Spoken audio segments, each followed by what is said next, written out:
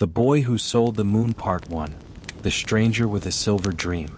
In the year 2087, in the small desert town of Red Creek, nobody believed 12-year-old Ethan Carter. Every evening, while the orange sun disappeared behind endless dunes, Ethan would climb a rusty water tower and stare at the moon. Not just look at it, study it, imagine it, dream about it.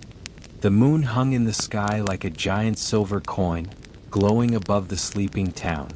Most people saw a beautiful object. Ethan saw something different. He saw opportunity. One night his grandfather climbed the tower beside him. "What are you looking at, kid?" he asked.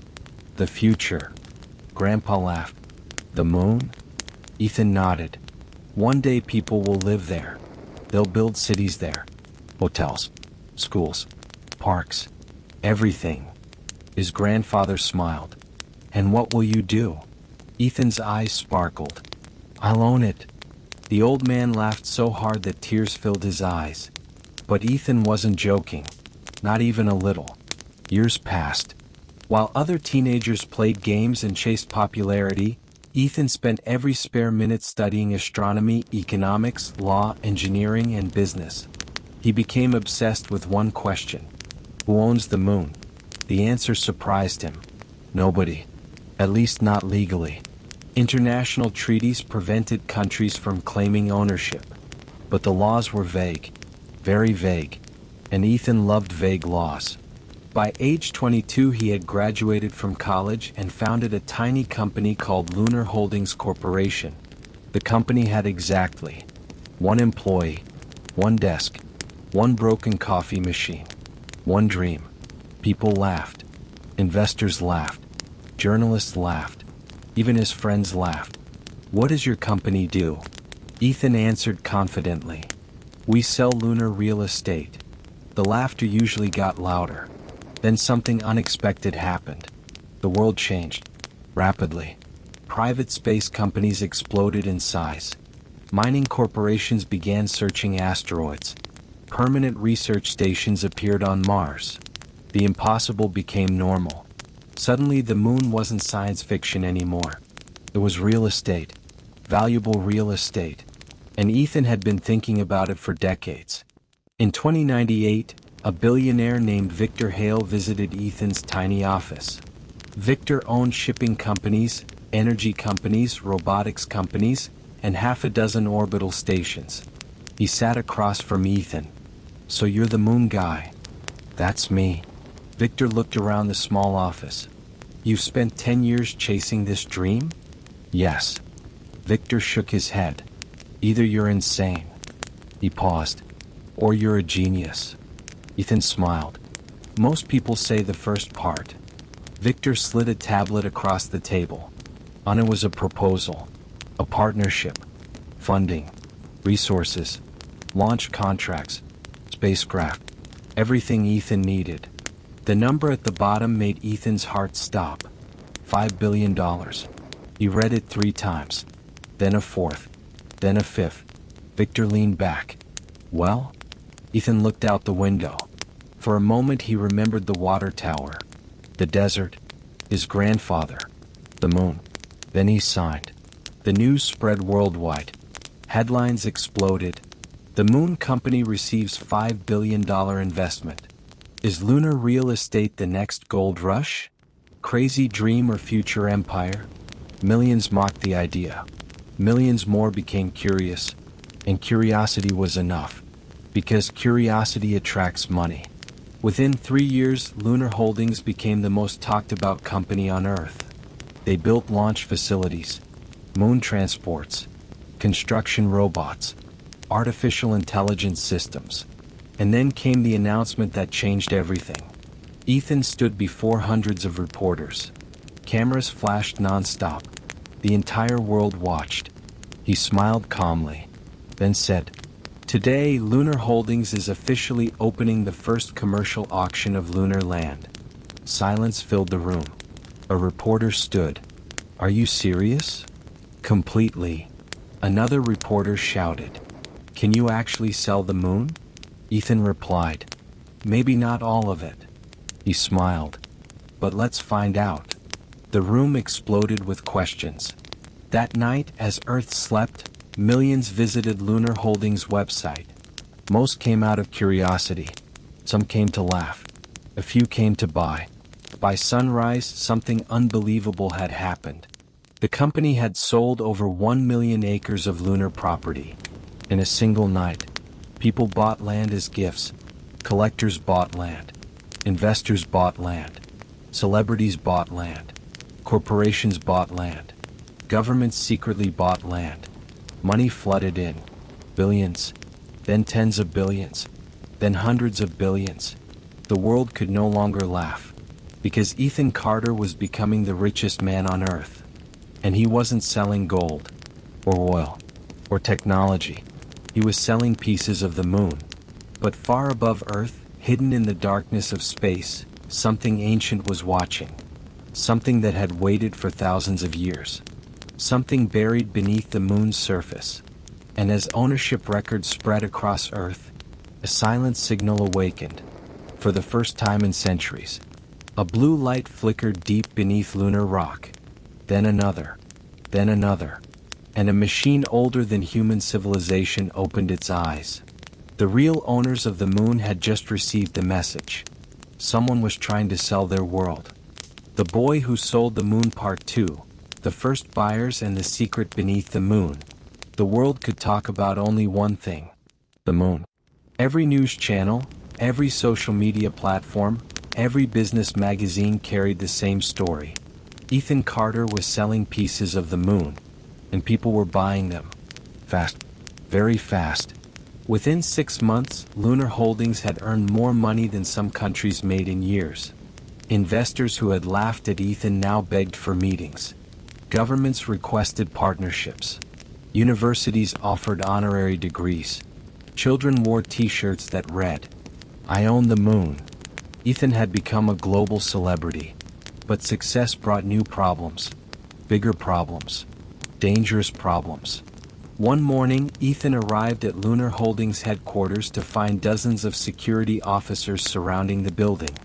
His assistant, Maya Rodriguez, rushed toward him. "We have a situation." "What happened?" Maya handed him a tablet. The headline made him freeze. 3 countries challenged lunar land sales. Governments around the world were demanding answers. Who gave Ethan permission? Who authorized ownership? Could anyone legally sell lunar territory? Lawyers argued day and night. Television debates lasted for hours. Experts disagreed on everything. But there was one fact nobody could deny. People kept buying. And as long as customers believed their purchases had value, the business continued growing. Meanwhile, construction had already begun. Not on Earth. On the moon. Hundreds of robotic landers touched down across the lunar surface. Automated machines drilled foundations. Solar farms stretched across dusty plains. Communication towers rose from giant craters. The first true lunar city was being born. Its name was New Horizon. And it would become humanity's first privately developed settlement beyond Earth. The opening ceremony attracted billions of viewers. Standing inside a glass observation dome, Ethan addressed humanity. Behind him floated Earth itself. Whoa. Beautiful. Fragile. The crowd listened in silence. For thousands of years, humanity looked up at the moon and dreamed. He paused. Today we stop dreaming. The cameras zoomed closer. Today we begin living there. The audience erupted into applause. History had changed forever. But far below New Horizon, buried miles beneath ancient rock, something else was happening. Something nobody detected. Not even Lunar Holdings' advanced sensors. Deep underground, blue lights continued awakening. One by one. Thousands of them. The enormous machine hidden beneath the moon had begun receiving signals from Earth. Every land sale. Every construction project. Every ownership contract. The machine recorded everything. And then it transmitted a message. Across space. Far beyond Earth. Far beyond Mars. Far beyond the outer planets. Toward a destination nobody knew existed. 3 weeks later, strange events began occurring. Robotic excavators stopped working. Communication systems briefly failed. Navigation satellites reported impossible readings. At first, engineers blamed software bugs. Then the failures increased. Entire mining sites suddenly shut down. Power systems flickered without explanation. Security cameras recorded mysterious flashes of blue light. Nobody knew why. Nobody except one person. Dr. Amelia Voss, a lunar geologist working beneath New Horizon. She had spent months studying unusual seismic activity, tiny moonquakes, unusual vibrations, patterns that made no sense. One evening she noticed something alarming. The vibrations were not random. They were organized, mathematical, intentional. Someone, or something, was creating them. Amelia rushed to her laboratory. For 48 hours she barely slept. She analyzed every signal, every tremor, every frequency. The deeper she looked, the more frightened she became. Finally she called Ethan directly. "I found something." Ethan smiled. "Good or bad?" Amelia remained silent. That silence worried him. "What is it?" Her voice trembled. "I think something is beneath us." Ethan laughed. "Beneath us? We're standing on the moon." "I'm serious." The laughter vanished. "How serious?" Amelia swallowed. "Serious enough that I think we should stop all excavation immediately." Ethan sat upright. "Explain." Hours later, Ethan arrived at the Lunar Research Station. Amelia projected a massive three-dimensional image into the air. The room went silent. Everyone stared. The structure was enormous, impossible, artificial, ancient. It stretched for nearly 200 miles beneath the lunar surface, a gigantic geometric network hidden inside the moon itself. No natural process could create such a thing. No human civilization could have built it, not even with future technology. Ethan whispered, "How old is it?" Amelia answered quietly, "We don't know." Someone else asked, "Who built it?" She shook her head. "We don't know that either." The room grew colder. Then Amelia displayed another image, and this one terrified everyone, because it showed something moving inside the structure. The object had not moved for centuries, maybe thousands of years, but now it was active, traveling slowly through underground tunnels, heading toward New Horizon, heading toward humanity's first lunar city, heading toward Ethan Carter. Nobody spoke. Finally, Ethan broke the silence. "What happens if it reaches us?" Amelia looked at the screen. The moving object paused, as if listening, as if aware. Then it began moving again, faster than before. And for the first time since discovering the structure, Amelia admitted the truth. "I don't know." At that exact moment, millions of miles away, a strange spacecraft emerged from deep space. It had no visible engines, no windows, no markings, no human design. Its destination was clear. Because somewhere in the darkness of the universe, an ancient civilization had received the moon's signal, and they were coming to investigate. After all, someone had claimed ownership of their property. The boy who sold the moon, Part 3, the owner's return. The emergency meeting lasted all night. Scientists, engineers, military leaders, and government representatives from dozens of countries gathered inside New Horizons Central Command Center. No one smiled. No one joked. The holographic image of the underground structure floated above the conference table. Every person in the room stared at it, a giant machine hidden inside the moon. A moving object traveling toward humanity's first lunar city. And now, according to deep space observatories, an unidentified spacecraft was approaching Earth. The situation was getting worse by the hour. Ethan Carter stood near the observation window. Earth glowed in the darkness beyond. For years he had dreamed of making history. Now history seemed determined to make him. A military officer approached him. "Mr. Carter." "Yes." Several governments want Lunar Holdings to suspend all moon operations immediately. Ethan sighed. That won't stop whatever is happening underground. No. The officer nodded. But it might prevent making things worse. Meanwhile, Dr. Amelia Voss continued analyzing the mysterious structure. The deeper her team scanned, the more impossible it appeared. The machine wasn't buried inside the moon. It was part of the moon. Ancient builders had hollowed enormous sections of the lunar interior and transformed them into a vast technological network. The moon itself had become a machine.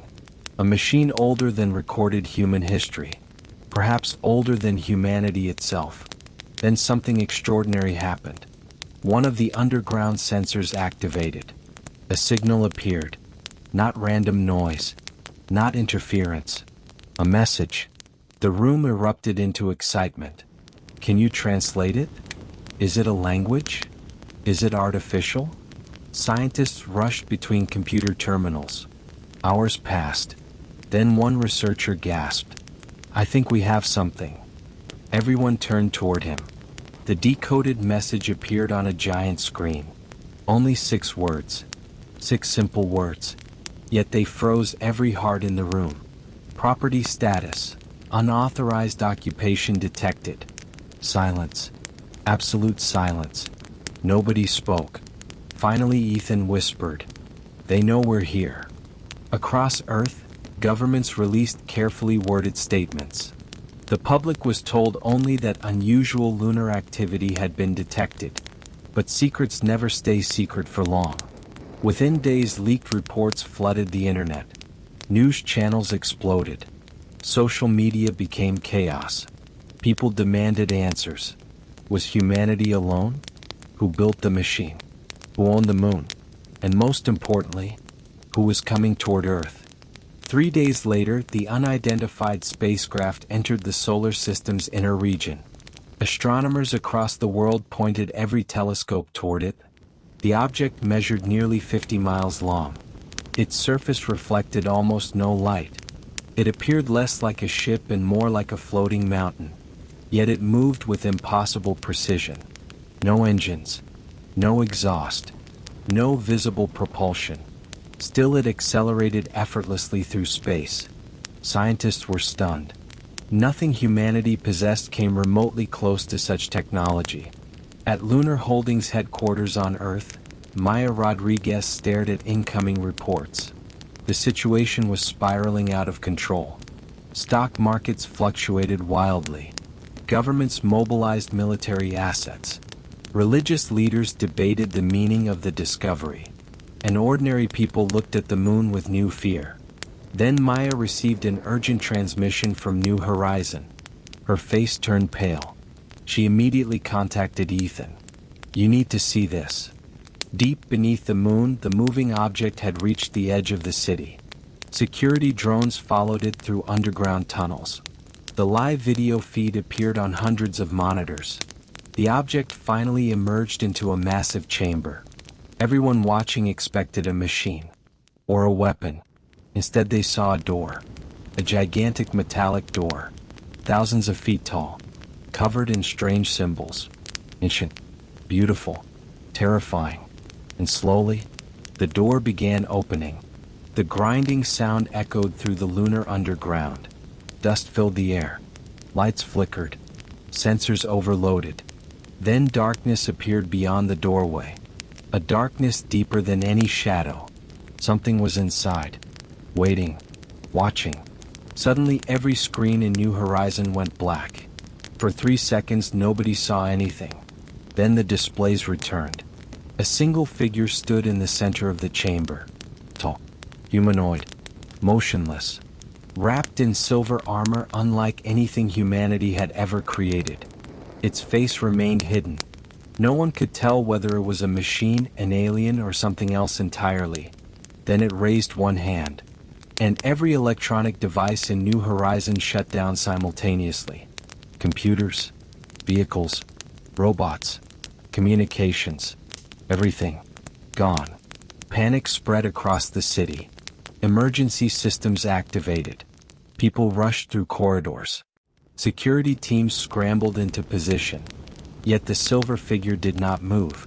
It simply stood there, waiting, as if expecting someone. Then, without warning, every screen across New Horizon lit up again.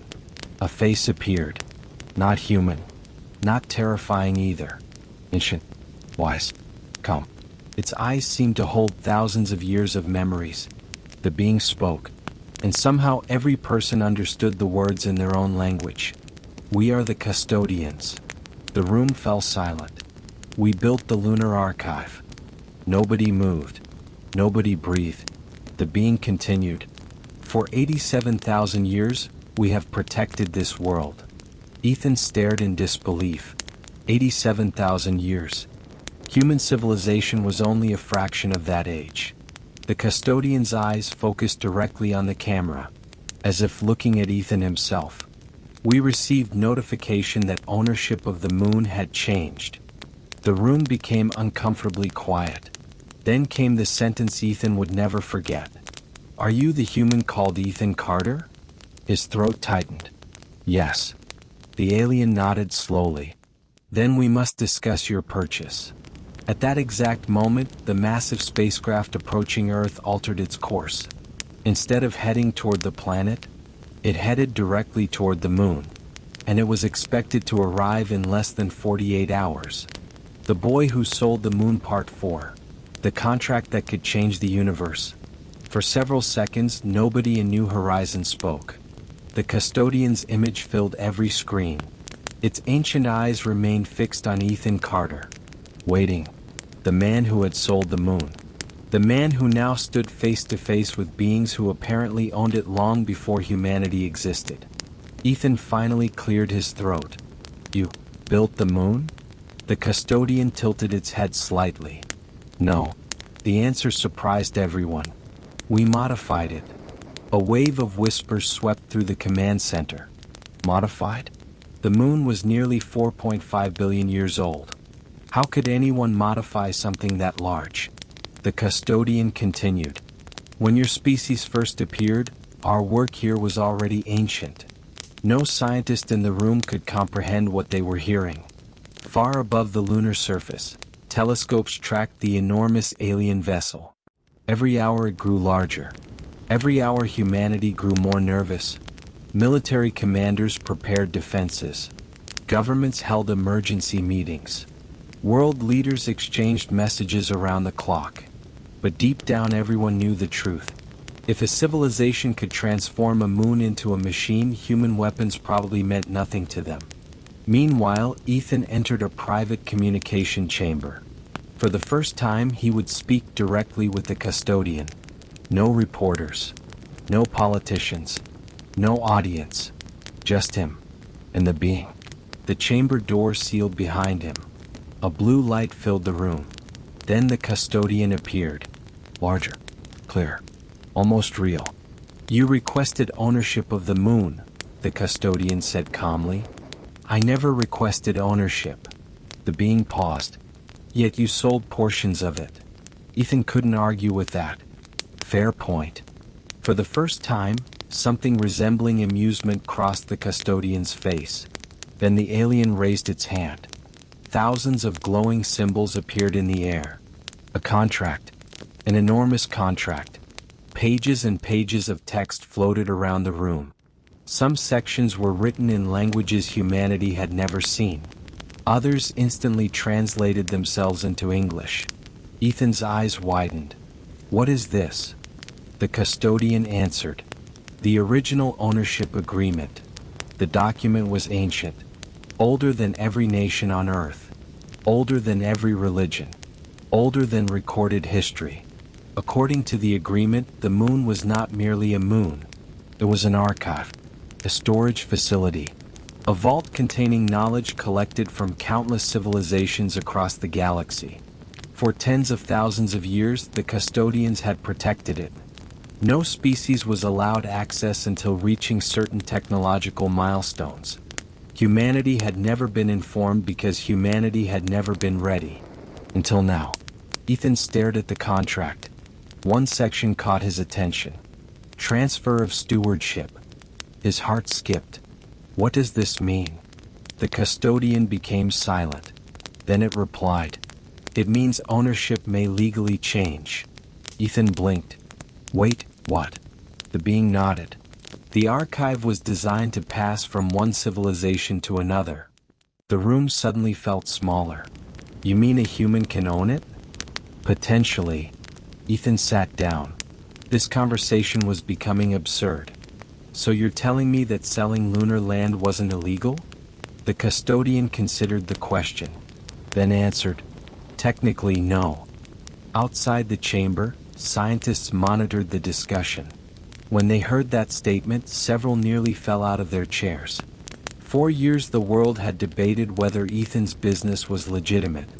Now an 87,000-year-old alien civilization was effectively saying, maybe. But there was a condition. A very large condition. The custodian displayed another section of the contract. The title glowed in bright blue letters. Trial of Stewardship. Ethan didn't like the sound of that. Not one bit. What kind of trial? The custodian's expression grew serious. The same trial every candidate must face. And if I fail? The answer came instantly. The archive remains under custodian authority. Ethan nodded. And if I pass? For the first time the alien smiled. A genuine smile. If you pass, Ethan Carter? The symbols around the room brightened. You become the legal owner of the moon. At that exact moment, alarms erupted throughout New Horizon. Red lights flashed. Emergency sirens echoed through the city. Everyone jumped to their feet. The giant alien vessel had arrived. 48 hours early. Observation windows filled with stunned spectators. The ship was unimaginable. It stretched across the sky like a second world. A colossal structure of silver and black metal. Its shadow covered entire sections of the lunar surface. Even the Earth appeared small beside it. Then something even more shocking happened. The ship began opening. Massive sections of its hull separated. A brilliant blue light emerged from within. And slowly, majestically, another object descended toward the moon. Something hidden inside the vessel. Something ancient. Something enormous. Sensors struggled to identify it. The object was nearly 10 miles tall. Covered in crystalline structures. Covered in symbols identical to those inside the lunar archive. The custodians stared at it. For the first time since humanity met them, genuine concern appeared on their face. Ethan noticed immediately. "What is it?" The custodian did not answer. Instead it whispered, "They should not be here." A chill ran down Ethan's spine. "Who?" The being turned toward him. Its voice was quieter than before, and far more worried. "The collectors." The name meant nothing to Ethan. But it clearly meant something to the custodians. Because throughout New Horizon, every custodian system suddenly shifted into emergency mode. Ancient defenses hidden beneath the moon awakened. Energy barriers rose. Underground reactors activated. Weapons untouched for thousands of years came online. The moon itself began transforming, as if preparing for war. And Ethan Carter realized something terrifying. The trial to become owner of the moon might be the least of humanity's problems. Because someone else had arrived. Someone powerful enough to frighten the beings who built the lunar archive. The moon was waking up. Across its dusty plains, giant cracks of blue light appeared. Ancient towers rose from beneath the surface. Massive energy shields expanded into the sky. Machines that had slept for tens of thousands of years came alive. Humans watched in stunned silence. Nobody had imagined that the moon itself was a fortress. Yet that was exactly what it was becoming. High above, the enormous alien vessel remained motionless. The mysterious object hidden inside it continued descending toward the surface. Every telescope, drone, and satellite tracked its movement. No one knew what the collectors wanted. No one except the custodians. And they were suddenly very nervous. Inside the command center, Ethan faced the silver-armored custodian. "You said they shouldn't be here." The custodian nodded. They were not invited. Who are they? The being looked toward the lunar sky, then spoke words that chilled everyone listening. They collect civilizations. The room became silent. What does that mean? The answer came slowly. It means they arrive when a species becomes valuable. Nobody liked the sound of that. Not at all. The custodian activated a hologram. Images appeared in the air. Thousands of worlds. Thousands of stars. Thousands of civilizations. Some advanced. Some primitive. Some unlike anything humanity could imagine. Then the images began disappearing. One by one.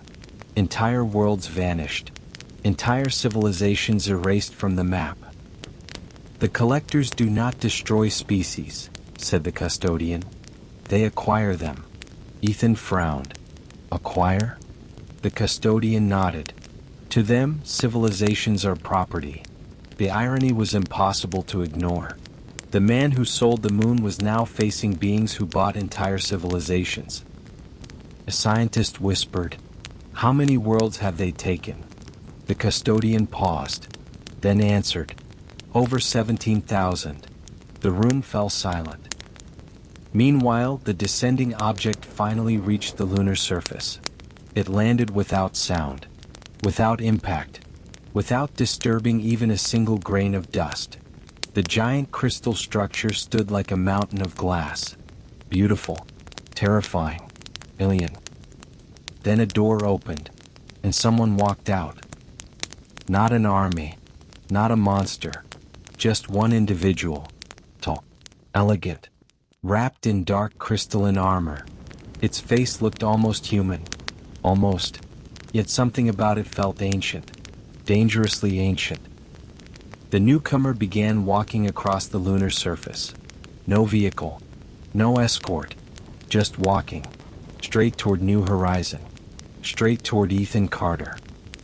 Security forces panicked. Weapons were deployed. Defense drones launched. Missile systems activated. Military commanders shouted orders. The stranger ignored all of it, continued walking, unhurried, unafraid. Then something impossible happened. Every weapon shut down, instantly. Every missile, every drone, every targeting system, gone, disabled, as if someone had flipped a switch. The stranger never even slowed down. Hours later, the visitor entered New Horizon. Nobody stopped them. Nobody could. The city seemed frozen around them. People watched from windows and corridors, too afraid to speak. Finally, the stranger entered the central chamber. The custodian was already waiting. For several seconds, neither moved, neither spoke. Two ancient powers facing each other. Then the newcomer smiled. Custodian. The voice echoed throughout the room. The custodian answered coldly. Collector. Neither sounded pleased. The stranger's eyes shifted toward Ethan. For a moment they studied him. Then the stranger laughed. A soft laugh. Almost friendly. Almost. So this is him. Ethan crossed his arms. This is who? The human who sold the moon. The room remained silent. The collector looked impressed. I must admit, that's remarkable. Ethan wasn't sure whether to feel complimented or insulted. Thanks, I think. The collector smiled again. Then something shocking happened. The alien bowed. Actually bowed. To Ethan. Several people gasped. Even the custodian looked surprised. Allow me to introduce myself, said the visitor. My name is Kale. The collector straightened. And I wish to make you an offer. Ethan sighed. Whenever someone said those words, trouble followed. What kind of offer? Kale's smile widened. The moon. Nobody moved. Nobody breathed. Kale continued calmly. I would like to purchase it. The room exploded into confusion. Scientists shouted. Military officers stared. Politicians nearly fainted. Ethan blinked. You're serious? Completely. The collector snapped his fingers. A holographic number appeared above the floor. It stretched for several lines. Far too many digits to count. "What is that?" Cale answered casually. "The opening bid." Ethan stared. The amount was larger than Earth's entire economy. Larger than all human wealth combined. Possibly larger than anything humanity had ever measured. The collector smiled. "I can pay immediately." The custodian stepped forward. "You cannot buy the archive." Cale shrugged. "Perhaps not from you." Then he looked directly at Ethan. "But perhaps from its future owner." The room became silent again, because everyone suddenly remembered something. Ethan had not yet completed the trial of stewardship, but if he succeeded, the moon might legally become his. And if it became his, he could sell it again. Cale's eyes gleamed. "Past the trial, Ethan Carter." The collector extended a hand. "And I will make you the richest being in human history." The custodian immediately interrupted. "Do not listen to him." Cale laughed. "You always say that." Then he looked back at Ethan. "And yet people always do." For the first time, Ethan realized the trial wasn't just about ownership. It was about choosing the future of humanity. The custodians wanted protection. The collectors wanted acquisition. And somehow the decision might fall to a man who started with a crazy dream and a broken coffee machine. Then the moon shook, violently. More violently than ever before. Alarms screamed. Ancient systems flashed red. And deep beneath the lunar surface, something even older than the custodians awakened. Something that neither side had expected. The custodian's face turned pale. Cale's smile vanished. For the first time, both ancient powers looked afraid. Ethan's voice trembled. "What was that?" The custodian answered quietly. A single sentence. One sentence that changed everything. "The boy who sold the moon part 6. The first builder." The moon trembled again. This time the shaking lasted nearly a minute. Across New Horizon, lights flickered. Windows cracked. Vehicles toppled. People struggled to remain standing. Far beneath the surface, ancient mechanisms groaned to life. It sounded as though the moon itself was breathing. For the first time since humanity met them, both the custodian and the collector looked genuinely frightened. Ethan noticed immediately. That terrified him more than the quake. If beings capable of crossing galaxies were afraid, then whatever had awakened below must be unimaginably powerful. "Who is the creator?" Ethan asked. The custodian did not answer right away. Instead, the silver-armored being stared toward the lunar floor, listening, waiting, as if it could hear something nobody else could. Finally it spoke. Before the custodians. Silence. Before the collectors. More silence. Before many stars even had planets. The room grew colder. There existed a civilization known as the Architects. A hologram appeared. An ancient galaxy. Brilliant cities stretching across entire solar systems. Worlds connected by glowing pathways. Technology beyond comprehension. The Architects had not merely explored the universe. They had shaped it. They built archives, the custodian continued. They stored knowledge. They guided young civilizations. They preserved history. The holographic image zoomed outward. Hundreds of archives appeared across the galaxy. One of them was the moon. Ethan stared. "You mean our moon is one of many?" "Yes." "How many?" The custodian paused, then replied, "Millions." Nobody in the room knew how to react. Millions of archives, scattered across countless star systems, containing the knowledge of entire civilizations. The scale was almost impossible to comprehend. Then Cale, the collector, spoke quietly. "The Architects disappeared." The custodian nodded. "Long ago. Nobody knows why." Again the custodian nodded. For nearly 50,000 years, both factions had believed the Architects were gone forever. The extinct, lost to time. But now something had awakened beneath the moon.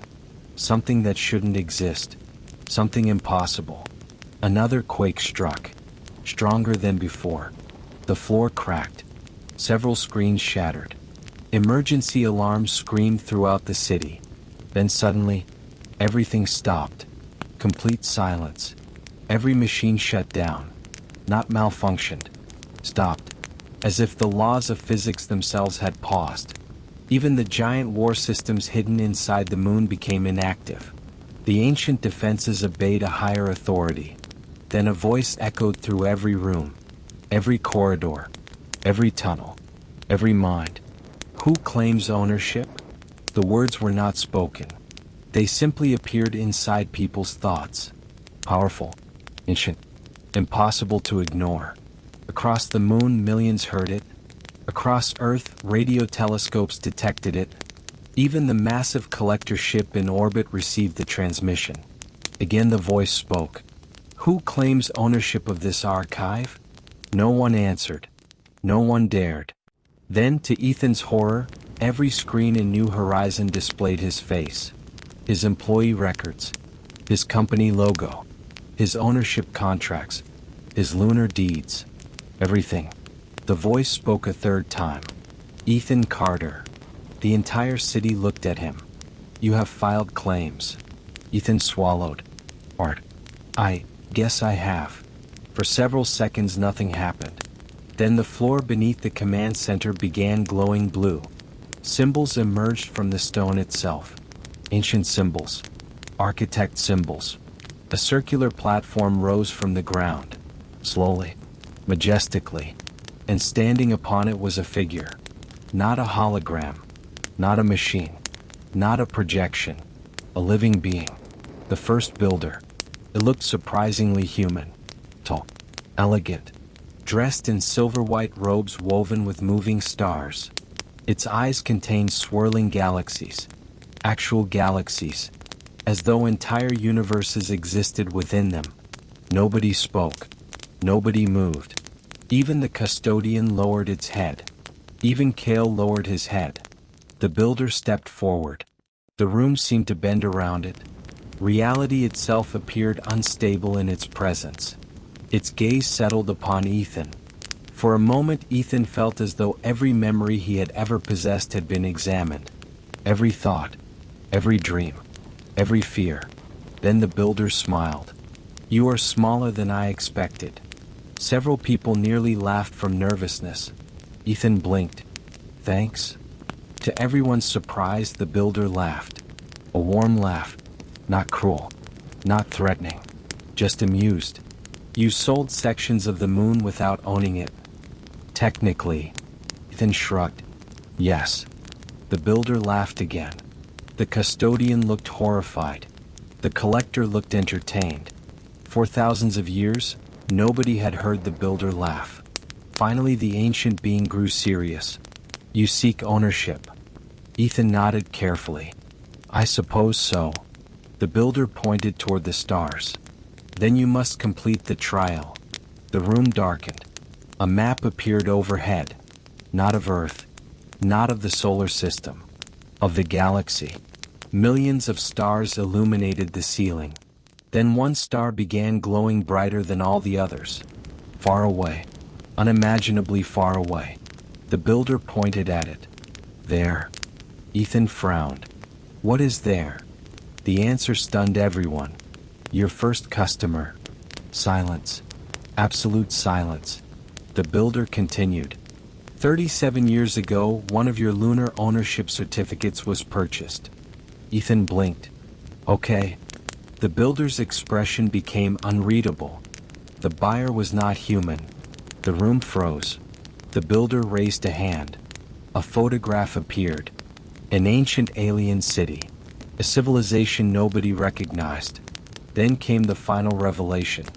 They purchased lunar property before humanity reached the moon. Nobody understood. That was impossible. The builder looked directly at Ethan. Find them. The star on the map brightened. Discover why they bought land on the moon. The builder's eyes narrowed. For the first time, concern appeared on its face. And learn why they disappeared. The room became silent. Because if a civilization advanced enough to buy property across the galaxy had vanished completely, then something far more dangerous than the collectors might be waiting among the stars. And Ethan Carter had just been assigned the first challenge of the trial of stewardship. A journey beyond human space. A journey toward a civilization that no longer existed. Or so everyone believed. The lost customer. Nobody spoke for nearly a minute. The builder's words hung in the air like a storm cloud. Find your first customer. It sounded simple. But it wasn't. The glowing star on the galactic map lay more than 12,000 light-years from Earth. Far beyond any territory humanity had ever explored. Far beyond any ship humanity could build. Ethan looked at the builder. You want me to travel there? The ancient being nodded. Yes. Ethan pointed at the star. That would take centuries. The builder smiled. Not with my ship. A new hologram appeared. The room gasped. Hidden deep beneath the moon was a vessel unlike anything humanity had ever imagined. It wasn't merely large. It was colossal. Hundreds of miles long. An entire city enclosed within a starship. The builder spoke calmly. I left it here long ago. The custodian looked stunned. Even Kale seemed surprised. Neither had known about the ship. What is it called? Ethan asked. The builder's eyes softened. The Horizon Maker. The name echoed through the chamber. A ship capable of crossing galaxies. A ship older than human civilization. A ship hidden inside the moon for thousands of years. Then the builder turned serious. There is little time. Another image appeared. A section of the galaxy colored in dark crimson. Thousands of stars. Thousands of worlds. Yet something was wrong. Many of the stars were disappearing. Not exploding. Not dying naturally. Simply vanishing. The room fell silent. A scientist whispered, "How is that possible?" The builder answered, "It is spreading." What spreading? The ancient being stared at the image. For the first time, genuine fear appeared in its eyes. The silence. Even the custodian lowered its head. Kale looked away. Neither wanted to discuss it. Ethan noticed immediately. What is the silence? No answer came.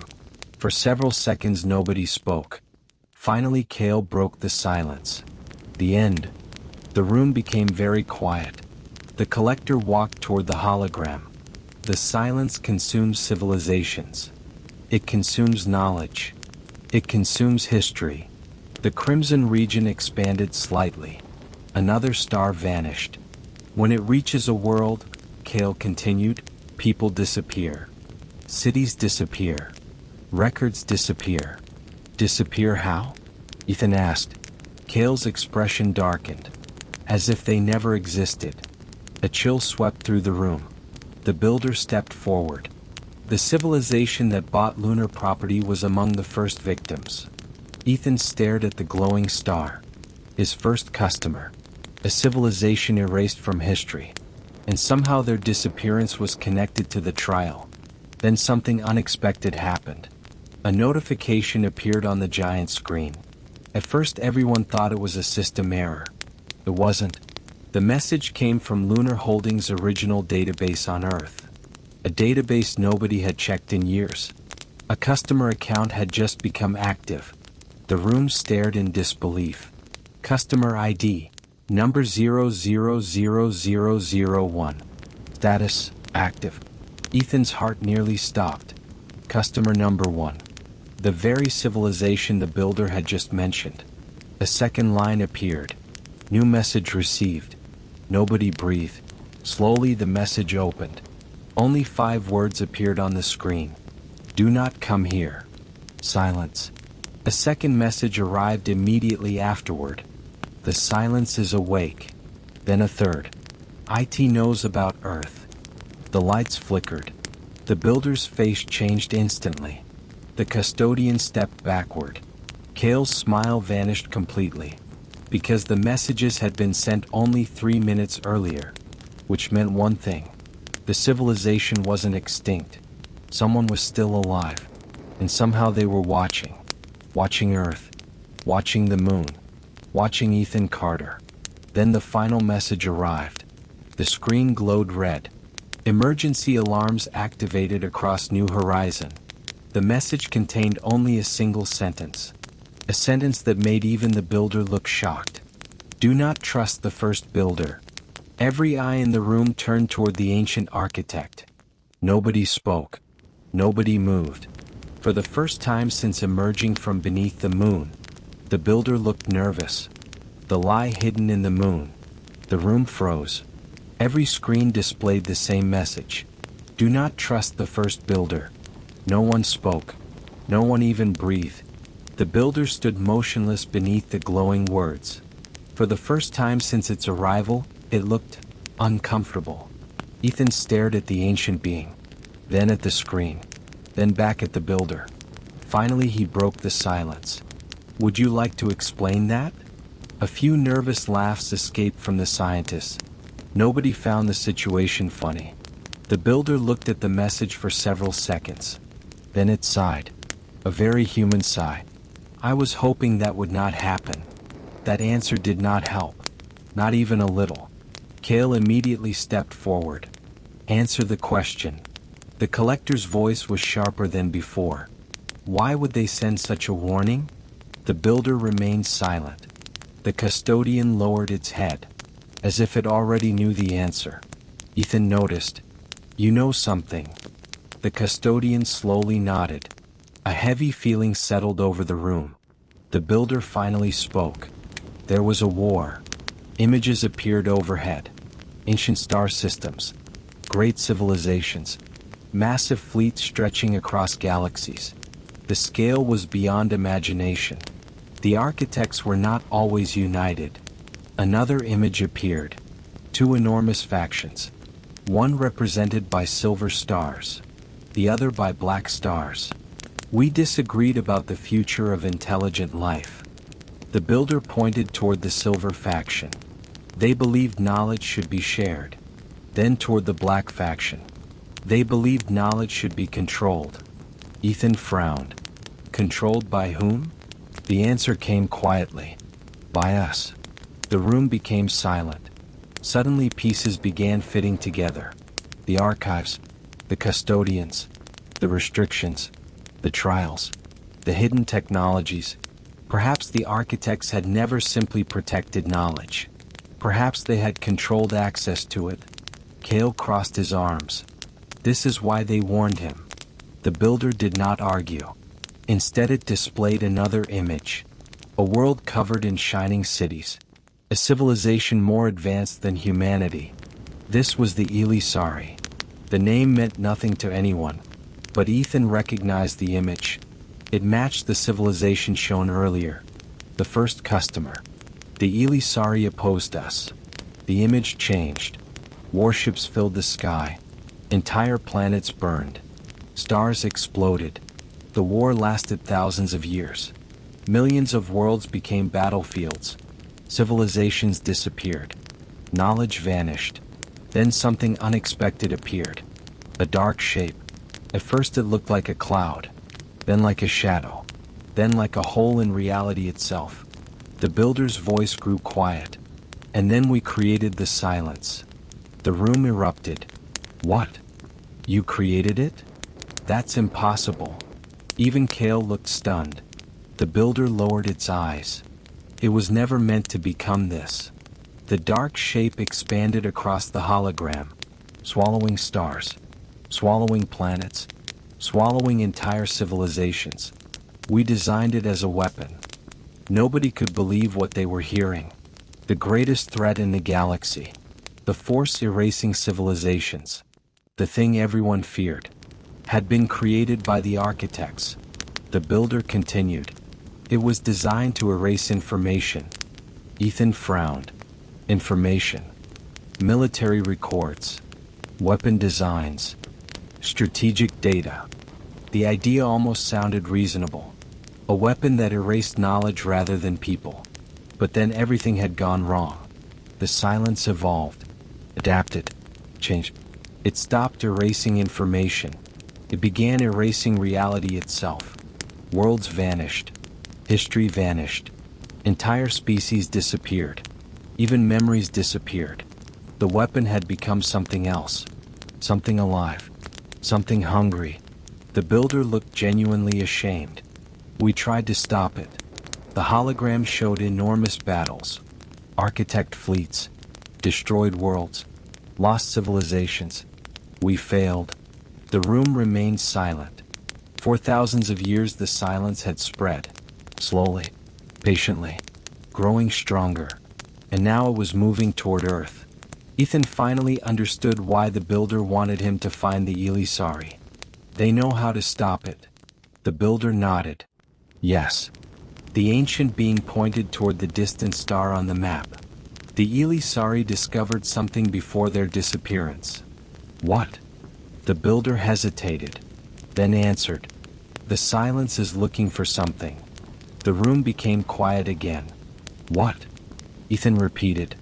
The builder's eyes turned toward the moon. The master archive. Every screen changed. A massive hidden structure appeared beneath the moon. Far larger than anything previously discovered. Far larger than New Horizon. Far larger than the known archive. The scientists stared in disbelief. The entire moon wasn't the archive. It was merely the entrance. Beneath it lay something much larger. Something extending into dimensions humanity could barely comprehend. A repository containing the knowledge of millions of civilizations. The greatest collection of information in existence. And the silence was searching for it. Because if it reached the master archive, it could erase the history of the entire galaxy. Past, present, and perhaps even future. Suddenly alarms exploded throughout New Horizon. Red lights flashed. Emergency systems activated. A terrified technician shouted from across the room. Unknown transmission. Another shouted. It's coming from Earth. The main screen changed. A live video feed appeared. New York, London, Tokyo, Dhaka, Sydney, Paris, Cairo, Rio. Every major city on Earth. And above every city people were staring at the sky. Because something had appeared. A giant black circle. Perfectly motionless. Perfectly dark. Growing larger every second. The builder's face turned pale. Kale whispered, "No." The custodian closed its eyes. Ethan's voice shook. "What is that?" The builder answered with a single sentence. "The silence found us. The boy who sold the moon Part 9, the day the sky opened." The black circle above Earth didn't move. It didn't blink. It didn't react. It simply existed. And that alone was enough to stop the world. Flights froze mid-air. Ships halted in oceans. Entire cities stood still as if humanity had collectively forgotten how to breathe. Inside New Horizon, every screen was showing Earth. The same image. The same impossible shape. A perfect void hanging above the planet. Ethan stared at it. That wasn't there a minute ago. No one answered. Because no one knew how to answer something like that. The builder stepped closer to the display. For the first time since its arrival, its voice lost all calm. "That is not a ship." Kale didn't look away from the screen. "Then what is it?" The custodian answered instead. "A wound." The word didn't make sense. Ethan frowned. "A wound in what?" The custodian hesitated. "In reality." A silence followed that felt heavier than space itself. On Earth, chaos erupted instantly. Military systems tried to lock onto the object. Nothing worked. Satellites passed through its position data like it didn't exist. Radar failed. Infrared failed. Even optical tracking struggled as if the sky refused to be observed. Then the circle changed. Slowly. Not expanding. Not shrinking. Opening. Like a pupil dilating. And behind it, there was nothing. Not space. Not darkness. Not stars. Just absence. A complete refusal of existence. New Horizons scientists began shouting. "It's expanding. No, it's stabilizing. It's forming a boundary, but no one truly understood what they were seeing, except the builder. Its hands were shaking slightly. It's not on Earth, it said. It's intersecting Earth. Cale turned sharply. Intersections don't happen naturally. The builder nodded once. That is correct. Ethan's voice dropped. So what causes it? No one answered immediately. Then the custodian spoke. The silence does not travel. It paused. It unfolds. That word hit harder than the rest. Unfolds. Like a paper being opened. Like a map revealing hidden regions. Like something that was always there but unseen. The black circle widened again. And this time something came through. Not a ship. Not a creature. Not matter. A structure. It looked like a city made of broken geometry. Impossible angles. Shapes that refused to stay consistent. It appeared halfway inside reality, halfway outside it. People on Earth began vanishing from streets. Not dramatically. Not violently. One moment standing. The next gone. No explosion. No light. Just absence. As if they had never existed at all. Panic spread instantly. But panic requires stability. And stability was already gone. Inside New Horizon, alarms became meaningless noise. One engineer shouted, "We have to evacuate Earth." Another replied, "There's nowhere to evacuate, Tio." Cale suddenly turned to Ethan. "This is your fault." Ethan blinked. "Excuse me?" "You triggered the ownership chain." The builder interrupted sharply. "No." All eyes turned to it. The builder looked at Ethan carefully. "He did not trigger it." Pause. Then something far worse. "We did." The custodian looked down. Cale stopped moving entirely. Even Ethan felt a cold drop in his stomach. The builder continued. "The trial of stewardship was never about ownership." It looked at Ethan. "It was about detection." "Detection of what?" Ethan asked. The builder pointed at the black circle. The silence responds to claims. A new image appeared. Ancient records. Architect simulations. Civilizations placing territorial markers across space. Mapping systems. Ownership declarations. The moment a civilization believes it can define ownership of reality. The builder paused. The silence marks them. Ethan whispered, "Why?" The custodian answered, "Because ownership implies structure." Cale added quietly, "And the silence feeds on structure." The realization settled slowly, horribly.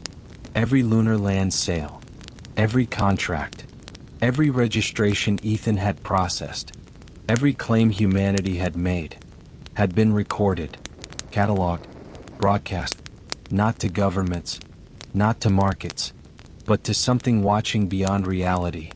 Ethan's voice shook. "So I didn't sell the moon." He swallowed. "I advertised it." No one corrected him. Because that was worse. A deep vibration shook the moon again. Stronger than before.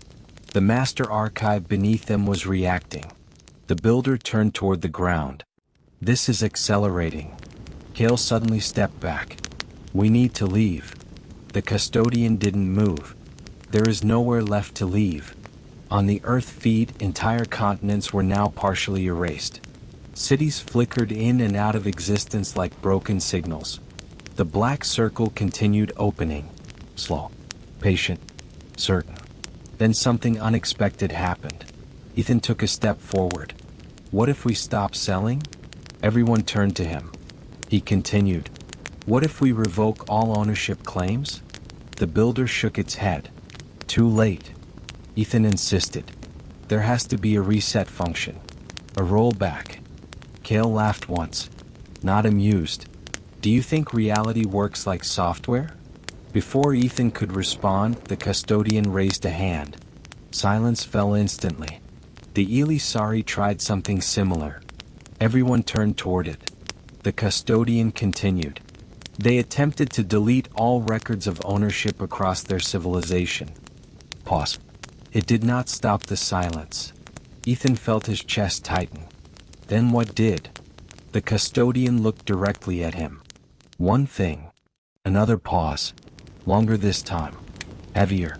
A claim so complete that nothing else could overwrite it. The builder finished the sentence. Absolute stewardship. The room went quiet. Cale narrowed his eyes. That requires a sovereign authority over reality itself. The builder nodded. Yes. Ethan frowned. That sounds impossible. The custodian replied simply. It is. A violent shake tore through the moon. Systems screamed. The master archive surged with energy. And then, every screen changed again. The black circle above Earth stopped expanding. For the first time. It paused. Everyone froze. Then a message appeared across every surface, every screen, every mind. Not spoken. Not written. But understood. New claim detected. Ethan whispered. That's not me. The builder looked at him. For the first time, uncertain. No. The custodian stepped back slowly. That is something else. Cale's expression darkened. Something inside the silence. And far beyond Earth, deep within the black circle. Something began looking back. The boy who sold the moon Part 10. The true owner of everything. The message didn't fade. Stayed everywhere. Not on screens anymore. Inside minds. Inside systems. Inside the silence between thoughts. New claim detected. No one moved for several seconds. Then the black circle above Earth shifted again. Not expanding this time. Focusing. Like something turning its attention toward a single point in a crowded room. Ethan felt at first. A pressure. Not physical. Not emotional. Something deeper. As if reality itself had noticed him specifically. The builder took a step back. That is not the silence. Cale turned sharply. You're sure? The builder didn't answer immediately. Then quietly. I am not sure of anything anymore. The custodian raised its head. Its voice was lower than before. Something is using the silence. That sentence changed the atmosphere instantly. Because it meant the nightmare wasn't the final form. It was just a tool. On Earth, the black circle stopped growing entirely. Instead, it began forming structure. Lines appeared inside it. Patterns. Geometry. A framework emerging from emptiness. Cities didn't just vanish now. They were reorganized. Rewritten. As if Earth itself was being edited. Not destroyed. Not conquered. Corrected. New Horizons systems struggled to maintain contact with Earth. Then the builder spoke quickly. We must sever the link. Ethan frowned. What link? Cale answered. The ownership chain. Ethan shook his head. That chain is just contracts. Paperwork. The custodian turned toward him. No. Pause. It became real when the moon acknowledged it. That hit harder than anything before. Ethan stepped back slightly. So every sale, every record, it actually mattered?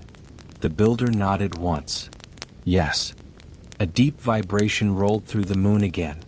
But this time it felt different. Controlled. Intentional. Like something beneath them had reached a decision. Then the master archive responded. A massive structure of light erupted from beneath the lunar surface. Not defensive. Not offensive. Administrative. Rows of ancient symbols filled the sky. Every contract Ethan had ever processed appeared. Millions of them. Floating above the moon like a shattered legal universe. The custodian whispered. It is compiling everything. Cale narrowed his eyes. For what? The builder answered. For adjudication. Ethan blinked. Adjudication. The custodian clarified. A judgment. The black circle above Earth widened slightly again. But now it wasn't random. It was synchronized with the archive. As if both systems were connecting. Then a new voice appeared. Not inside minds this time. Not on screens. But physically resonating through space. Through the moon. Through Earth. Through everything. Claim received. The entire solar system went still. Even distant satellites stopped transmitting. Even background cosmic noise seemed to fade. Then the voice continued. Claim conflict detected. Kale whispered. This is a court. The custodian didn't deny it. The builder closed its eyes. Yes. Ethan stared at them. A court for what? The builder opened its eyes again. Reality. A new structure formed above the moon. A vast geometric scale. Like a balance. Except one side was Earth. The other was the black circle. And between them, a single point of light. Ethan. He backed away instinctively. No. I didn't ask for any of this. Kale gave a dry laugh. You started it. Ethan shot back. I sold imaginary land on a rock floating in space. I did not start reality court. The custodian stepped closer. Intent does not matter anymore. Pause. Recognition does. The builder turned toward Ethan. Every claim you made was recorded. Every sale acknowledged. Every transaction validated by systems older than stars. Ethan's voice dropped. So I was just clicking buttons. The builder answered. Yes. Then added. And reality agreed with you. That silence lasted longer than the others. Then the black circle changed again. Something began emerging from it. Not a ship. Not a structure. But a presence. The custodian took a sharp breath. Kale stepped back. The builder went completely still. Ethan whispered. What now? The presence spoke. Not through systems. Not through translation. But directly into existence. Who authorized this claim? The builder finally answered. Carefully. Respectfully. Almost afraid. We did. The presence paused.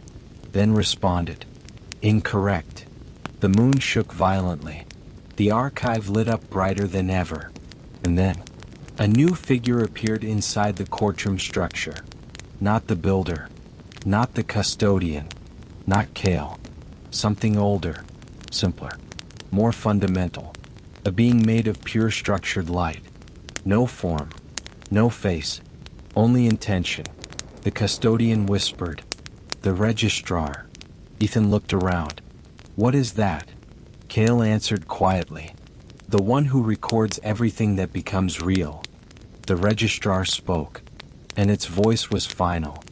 This claim was never authorized by the architects. The builder froze. For the first time truly frozen. The registrar continued. Therefore, all derived reality adjustments are void. Ethan blinked. Void. The custodian turned slowly toward him. And said something that made his stomach drop. If this stands... Pause. Everything you sold disappears. Kale looked at the earth feed. Entire cities flickered. Returning. Vanishing again. Unstable. Like reality itself was unsure which version to keep. Then the registrar turned toward Ethan. And the final sentence arrived. The human entity Ethan Carter is designated as unauthorized interface. Pause. Then. Resetting claim chain to original state. The builder suddenly shouted. No. The custodian moved forward. Wait. Kale turned sharply. This will erase everything. Ethan looked at them. Confused. What does that mean for me? The registrar answered. Come. Absolute. Final. You will not exist in the system. The black circle above Earth began collapsing inward. The moon structures started dissolving. The archive began unraveling. And Ethan Carter, the boy who sold the moon, felt reality itself starting to forget him. But before he vanished, the builder did something unexpected. It spoke one last sentence. Quietly. Only to Ethan. Then make your final claim. Ethan froze. Because for the first time, he understood exactly what that meant. The boy who sold the moon final part. The boy who owned nothing. Everything was dissolving. Not exploding. Not collapsing. Erasing. The moon structures faded into pale light and then into nothing. The black circle above Earth folded inward like a closing eye. Entire cities on Earth flickered between existence and absence, as if reality couldn't decide what version of history it preferred. Inside New Horizon, alarms had stopped mattering, because systems were disappearing faster than they could fail. Ethan stood at the center of it all. And for the first time since this began, there was no crowd around him. No custodian. No collector. No builder. Only fragments of voices fading in and out, like memories losing signal. The registrar's presence filled everything, not as a shape, not as a sound, but as certainty. You will not exist in the system. That sentence repeated everywhere. Inside machines. Inside thought. Inside time itself. Ethan looked at his hands. They were already becoming transparent. Not disappearing all at once. More like being edited out of a document line by line. He laughed once, but it came out uneven. So that's it. I sell the moon and get deleted from reality. No answer. Even sound was starting to lose permission to exist. Then something changed. A single structure remained stable. The contract. Floating in the air. The original ownership agreement. It hadn't faded. It hadn't broken. It was still there. Waiting. The builder's voice returned, faint but clear. Final claim. Ethan turned slightly. What exactly is left to claim? Pause. Then the answer. You. That didn't make sense at first. Then it did. Slowly. Horribly. Beautifully. The custodian's voice appeared next, weaker now. Ownership is the only language the system still recognizes. Kale, almost gone, added quietly. You sold everything except yourself. Ethan stared at the contract. Lines of ancient law still floating in midair. Still asking for validation. Still waiting for closure. The registrar spoke again. All derived claims are being reset. The moon vanished completely from the structure above Earth. Then Earth flickered. Then stars began dimming in sequence, like someone turning off lights across a universe. Ethan stepped forward. Okay. Pause. I make a final claim. Everything stopped. Even erasure paused. The registrar responded. Specify. Ethan took a breath and said it simply. I claim responsibility for everything I caused. Silence. The system didn't respond immediately. For the first time, something in reality seemed uncertain. The builder's voice returned, sharper now. That is not ownership. Ethan nodded. I know.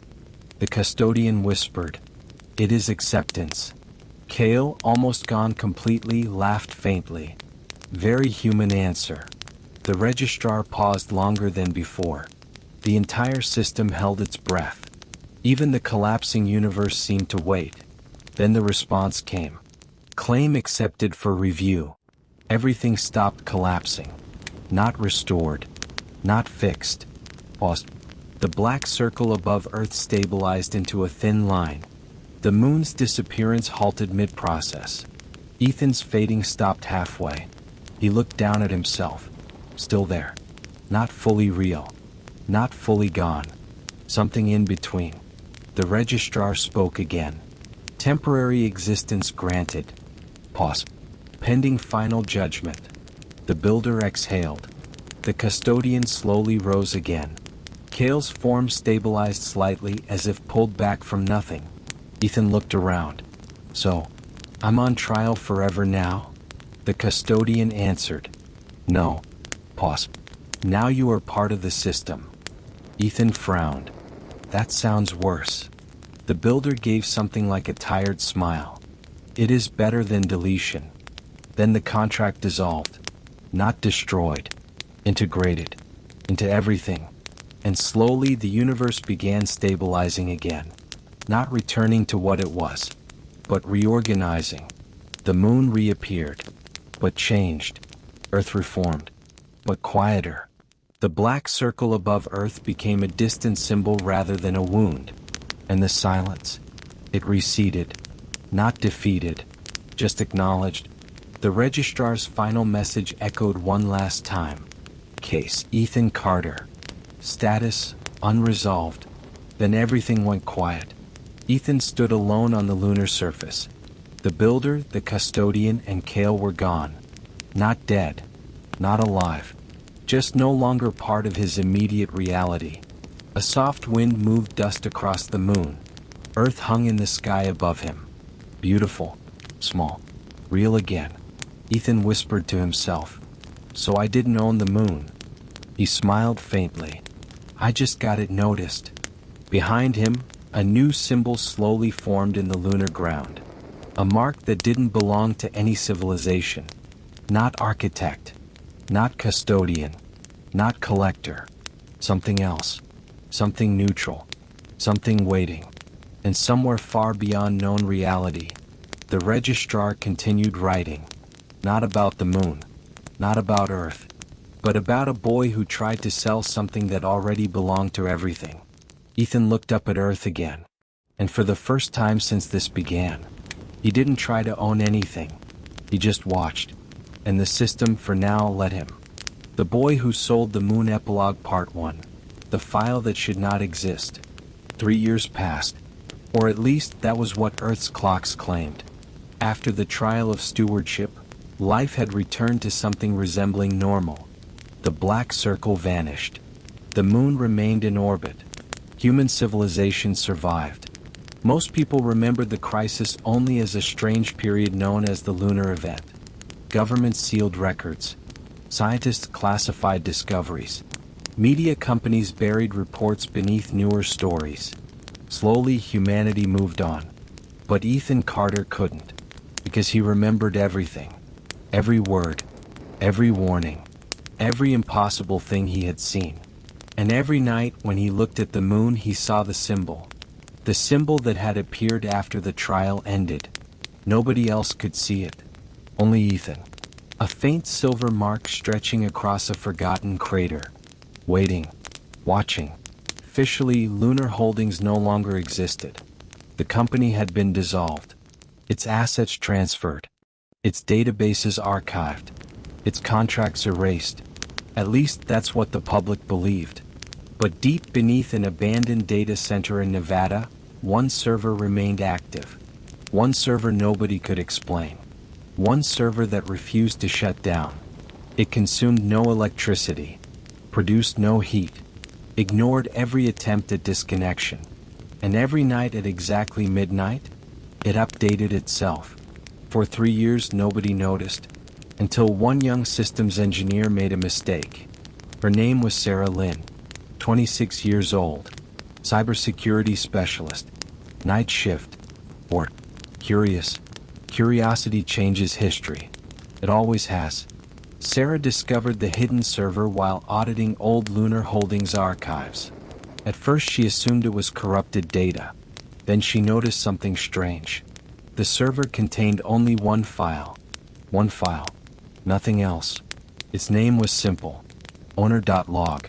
Sarah opened it. And immediately wished she hadn't. The file contained millions of entries. Millions. Each stamped with a date. A time. A location. And a name. The first entry was ancient. Older than humanity. Older than civilization. Owner, architects. The next entries continued for thousands of pages. Different species. Different civilizations. Different names. Different eras. Every few thousand years ownership changed. Not ownership of the moon. Ownership of something much larger. The final pages caught Sarah's attention. Because the most recent entry was only 3 years old. Her heart stopped. The screen displayed. Owner, Ethan Carter. Status, temporary. Case, unresolved. Sarah stared at the words. What is this? Then another line appeared. A line that hadn't been there seconds earlier. A line being written in real time. She watched the letters type themselves. One by one. Warning. Sarah pushed back from the desk. More letters appeared. New claim detected. Her blood ran cold. The same words. The words from the lunar event. The words humanity had spent years trying to forget. The file continued writing. Source, unknown. Location, Earth. Sarah immediately grabbed her phone. She called Ethan Carter. The number surprised her, because somehow she already knew it. And when Ethan answered, he sounded exhausted. "Tell me you found owner.log. Sarah froze. "You know about it?" Ethan sighed. A very tired sigh. "Sarah." "Yes." His voice grew serious. "Look out the window." Sarah slowly turned toward the office window. At first she saw nothing unusual. The city lights, the night sky, the stars. Then she noticed something. A star she didn't recognize. Brighter than Venus. Brighter than Jupiter. Growing larger. Much larger. And moving toward Earth. Sarah whispered, "What is that?" The line went silent for several seconds. Then Ethan answered, "The next customer." Far above Earth, something ancient crossed the darkness between stars. And this time, it wasn't coming to buy the moon.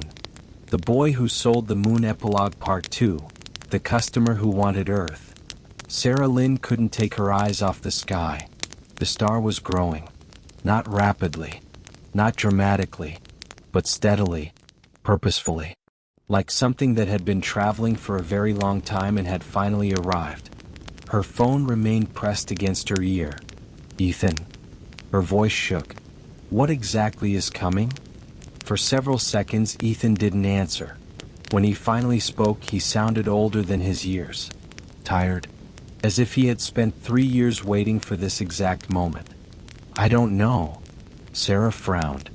"You don't know?" "No." Pause. "And that's what scares me." The line went quiet.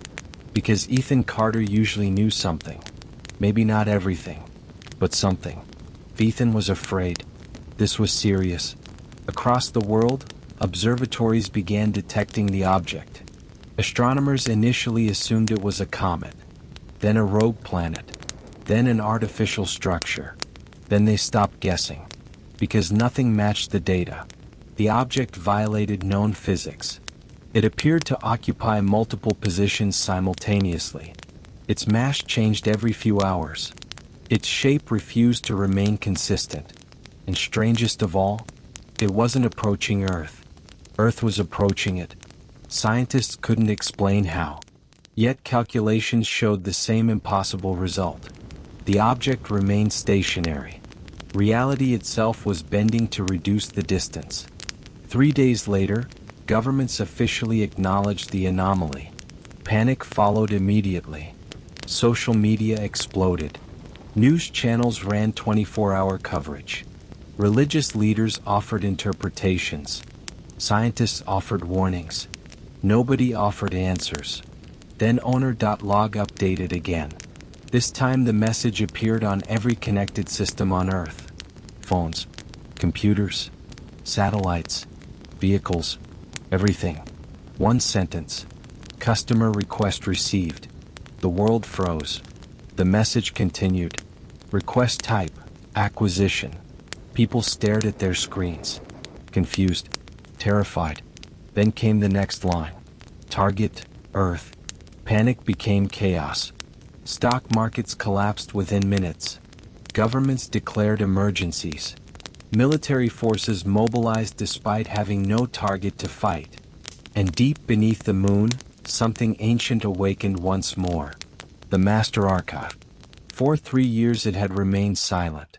Now it was active again. Ethan felt it immediately. The symbol on the moon brightened. For the first time since the trial. And a voice appeared inside his mind.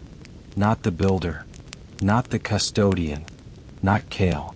The registrar. Temporary owner. Ethan closed his eyes. I was hoping you'd forgotten about me. The answer came instantly. Impossible. Not exactly comforting. A second message followed. Customer has arrived. Ethan looked toward the moon. What customer? The registrar responded. The final customer. That answer felt even worse.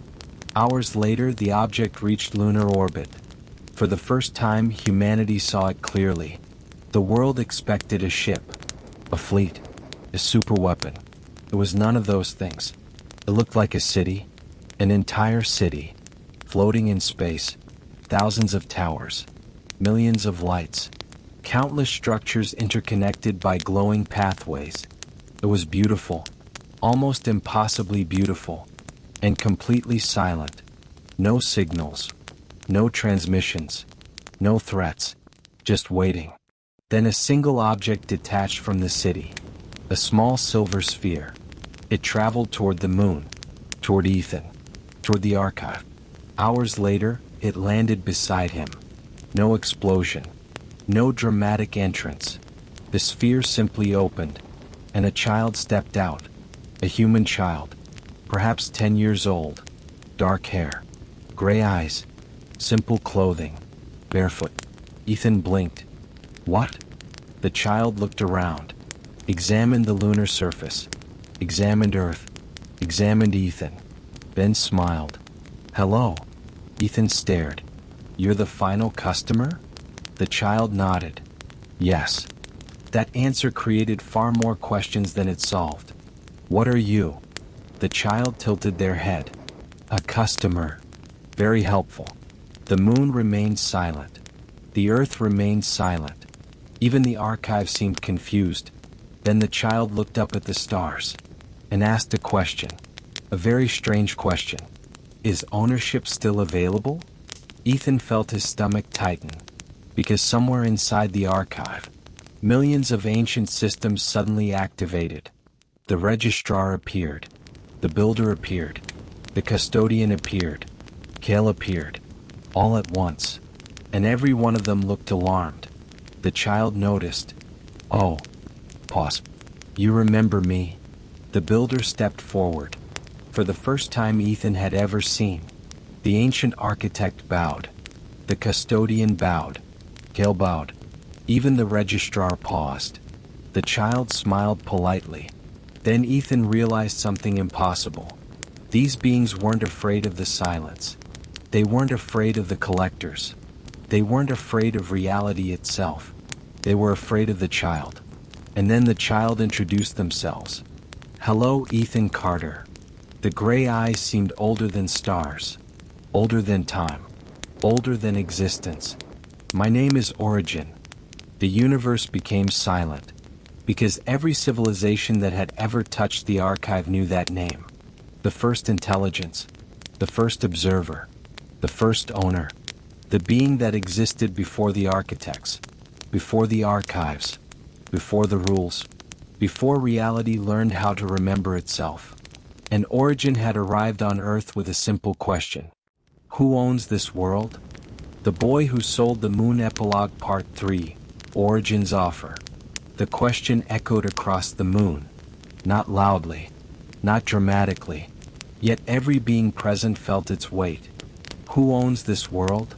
Origin stood barefoot on the gray lunar dust, looking like an ordinary child. Looking like someone who should have been playing in a park rather than standing beside a cosmic archive older than civilizations.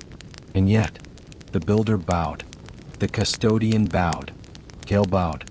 Even the registrar hesitated. Ethan Carter did none of those things. He simply stared. Finally he pointed toward Earth. You mean that world? Origin nodded. Yes. Ethan thought carefully. Very carefully. After everything he had experienced, he had learned that words mattered, especially around ancient cosmic entities. Finally he answered, no one owns it. For a moment, nobody moved. Then Origin smiled. A small smile, almost invisible. The builder visibly relaxed. The custodian exhaled. Kale closed his eyes briefly, as if a disaster had narrowly been avoided. Ethan noticed immediately. What? The builder answered quietly. That was the correct answer. Origin nodded. For now.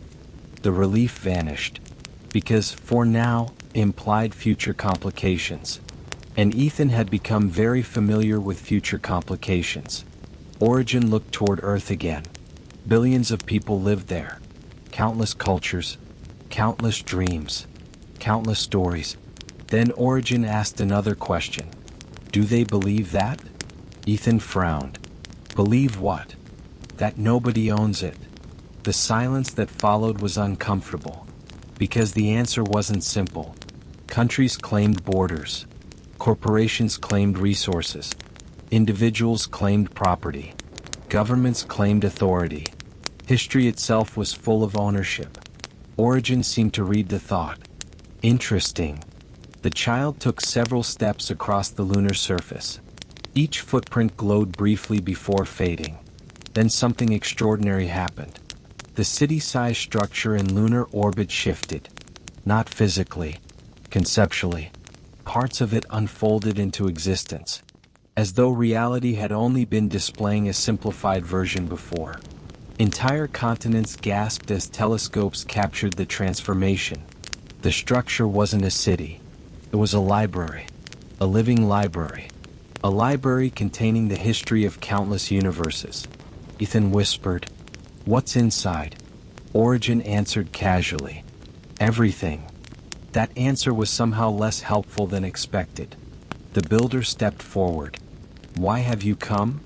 For the first time, Origin became serious. The smile vanished. The child looked older. Much older. Then came the answer. "Because the silence is dying." Nobody expected that. The custodian looked shocked. "Dying?" Origin nodded. "Yes." The builder stepped forward. "Impossible." Origin simply pointed toward the stars. A hologram appeared. The crimson region that represented the silence. The force that had terrified galaxies for millennia. It was shrinking. Slowly. But undeniably. Kale stared in disbelief. "What happened?" Origin looked directly at Ethan. And smiled again. "He happened."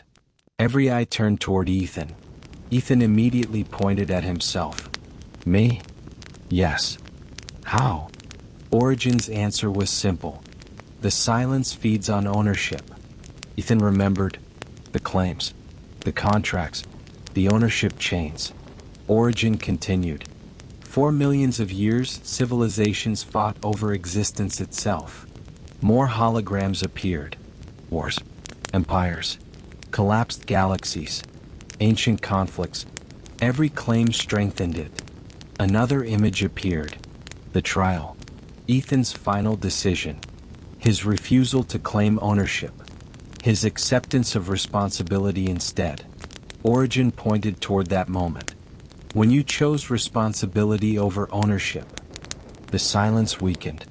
For the first time in its existence. The room became silent. The builder looked stunned. The custodian looked thoughtful. Kale actually laughed. After thousands of years of cosmic struggle, the solution had been discovered by a man who accidentally sold the moon. The irony was almost unbearable. Then Origin raised a hand. A golden document appeared. Not a contract. Not exactly. Something older. The document floated toward Ethan. The title glowed. Offer of stewardship. Ethan immediately groaned. "Oh no." Origin laughed. The builder tried not to smile. Even Kale looked amused. Ethan pointed at the document. "Every time I sign one of these, reality nearly ends." "True." Origin nodded. "That's a fair concern." The document opened. Its contents were surprisingly short. Only one sentence. "Will you help guide the next generation of civilizations?" No ownership. No property. No claims. No hidden traps. At least none that Ethan could see. Origin waited patiently. The stars seemed to wait too.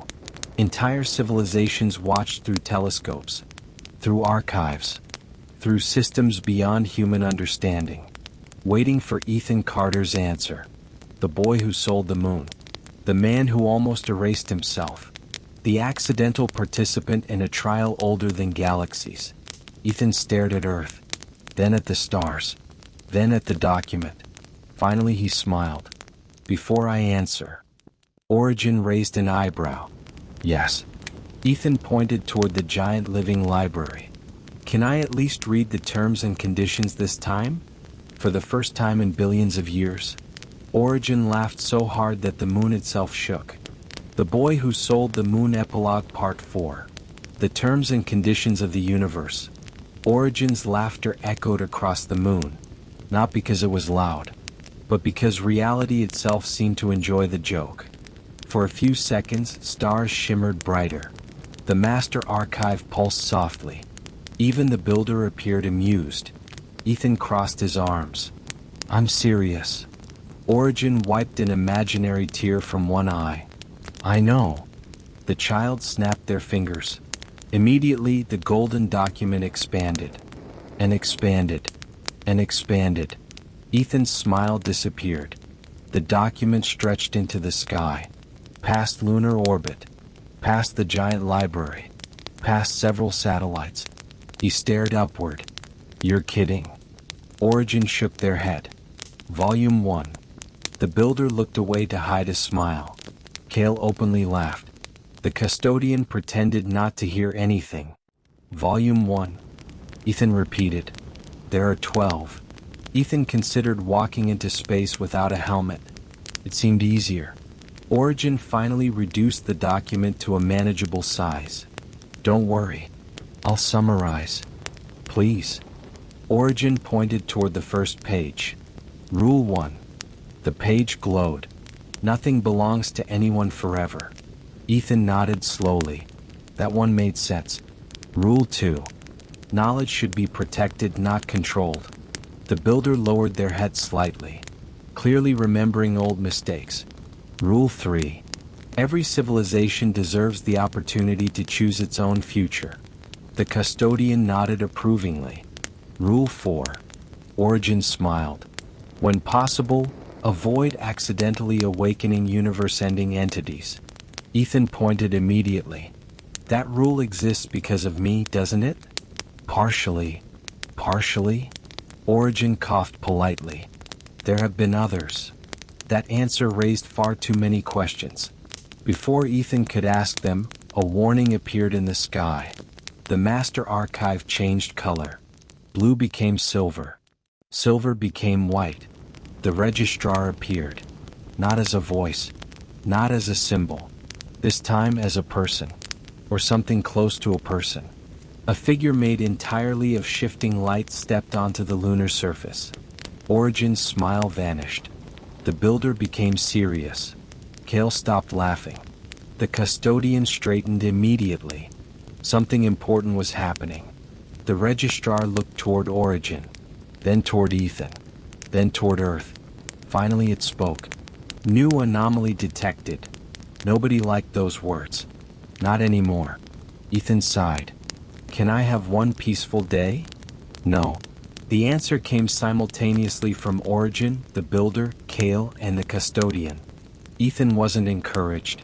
The registrar raised one glowing hand. A star map appeared. Most of the galaxy looked normal. Then a single point flashed. Near Earth. Very near Earth. Too near Earth. Origin frowned. "That's impossible." The builder looked concerned. "It shouldn't exist." The custodian whispered. "It was erased." Ethan looked between them. What was erased? Nobody answered immediately.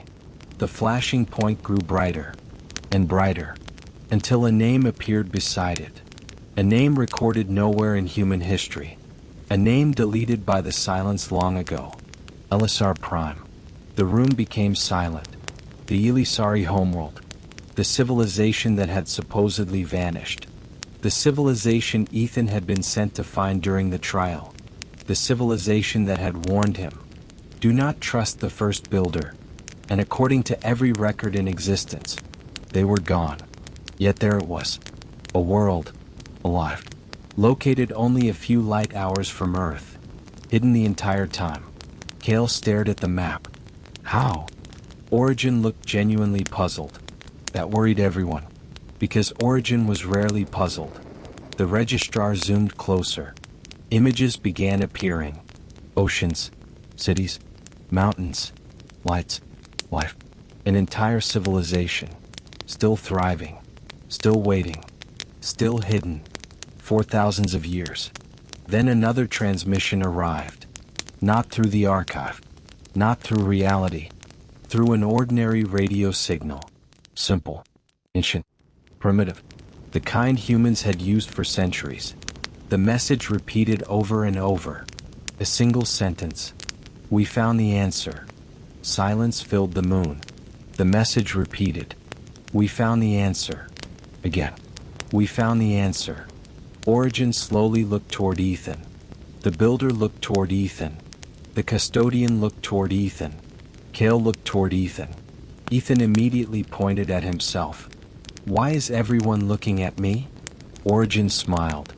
Because. The child pointed toward the hidden world. They're asking for you. The transmission changed. A second sentence appeared. This time it included a name. Ethan Carter, if you can hear this. The signal crackled. Then came the words that would begin an entirely new adventure. The silence was never the real enemy. The moon became silent. The stars seemed to pause. Even Origin stopped smiling. Because if the silence wasn't the real enemy, then something worse had been hiding behind it all along. The boy who sold the moon, Beyond the Silence Chapter 1. The message from a dead world. The signal repeated every 17 seconds. Over and over. Across the moon. Across Earth. Across the archive. Ethan Carter, if you can hear this. The silence was never the real enemy. Nobody spoke. The words hung in the air like a storm cloud. Origin was the first to react. For the first time since Ethan had met the ancient being, the child looked genuinely concerned. That message should not exist. The builder nodded slowly. The Elisari were erased. The custodian added. Every record confirms it. Kale crossed his arms. Then either every record is wrong. Pause. Or someone wants us to think they survived. Neither possibility was comforting. The transmission crackled again. This time it continued. If you are receiving this message, the barrier has failed. The registrar instantly projected thousands of symbols into the sky. Ancient warnings, emergency protocols, archive predictions. Origin's expression darkened. No. Ethan immediately noticed. What barrier? Nobody answered. That answer alone was an answer. Something important had just happened. The signal continued. Do not trust the archive. The builder looked offended. The custodian looked worried. Kale looked amused. Origin looked neither. Origin looked afraid. Ethan had never seen that before. And he wished he hadn't. The transmission continued. We hid our world because we discovered the truth. Images suddenly appeared in the air. Ancient Elisari recordings. A massive world unlike anything humanity had ever seen. Crystal oceans. Floating cities. Artificial stars. Technology beyond imagination. This was Elisar Prime. The hidden civilization. The lost customer. And according to the recording, they were running. Entire fleets were evacuating. Cities were being dismantled. Archives were being sealed. Something was chasing them. Not the silence. Something else. The image froze. Then an Elisari scientist appeared. Tall. Silver-skinned. Ancient. Exhausted. The scientist looked directly into the recording device. If this message survives. The scientist paused. Then we failed. Nobody moved. Nobody breathed. The scientist continued. We spent 6,000 years studying the silence. Another pause. And eventually we realized something. The image flickered. The scientist looked terrified. The silence is not a predator. The moon became completely silent. The silence is a prison. Origin closed their eyes. The builder looked away. The custodian lowered their head. Kale whispered, "Oh no." Ethan felt cold. Very cold. The scientist continued. It was never designed to consume reality. It was designed to contain something. The recording suddenly distorted. A dark shape appeared for a fraction of a second. Nobody could fully see it. Nobody could fully understand it. Yet every being present felt instinctive fear. Even Origin. Even the registrar. Even the builder. The image vanished immediately afterward. As if reality itself refused to display it, the scientist's voice returned. We never learned its name. We never learned its origin. But we learned what it wants. The stars above the moon dimmed. The scientist spoke one final sentence. A sentence that made every ancient being present freeze. It wants ownership. Silence. Absolute silence. Ethan slowly looked around.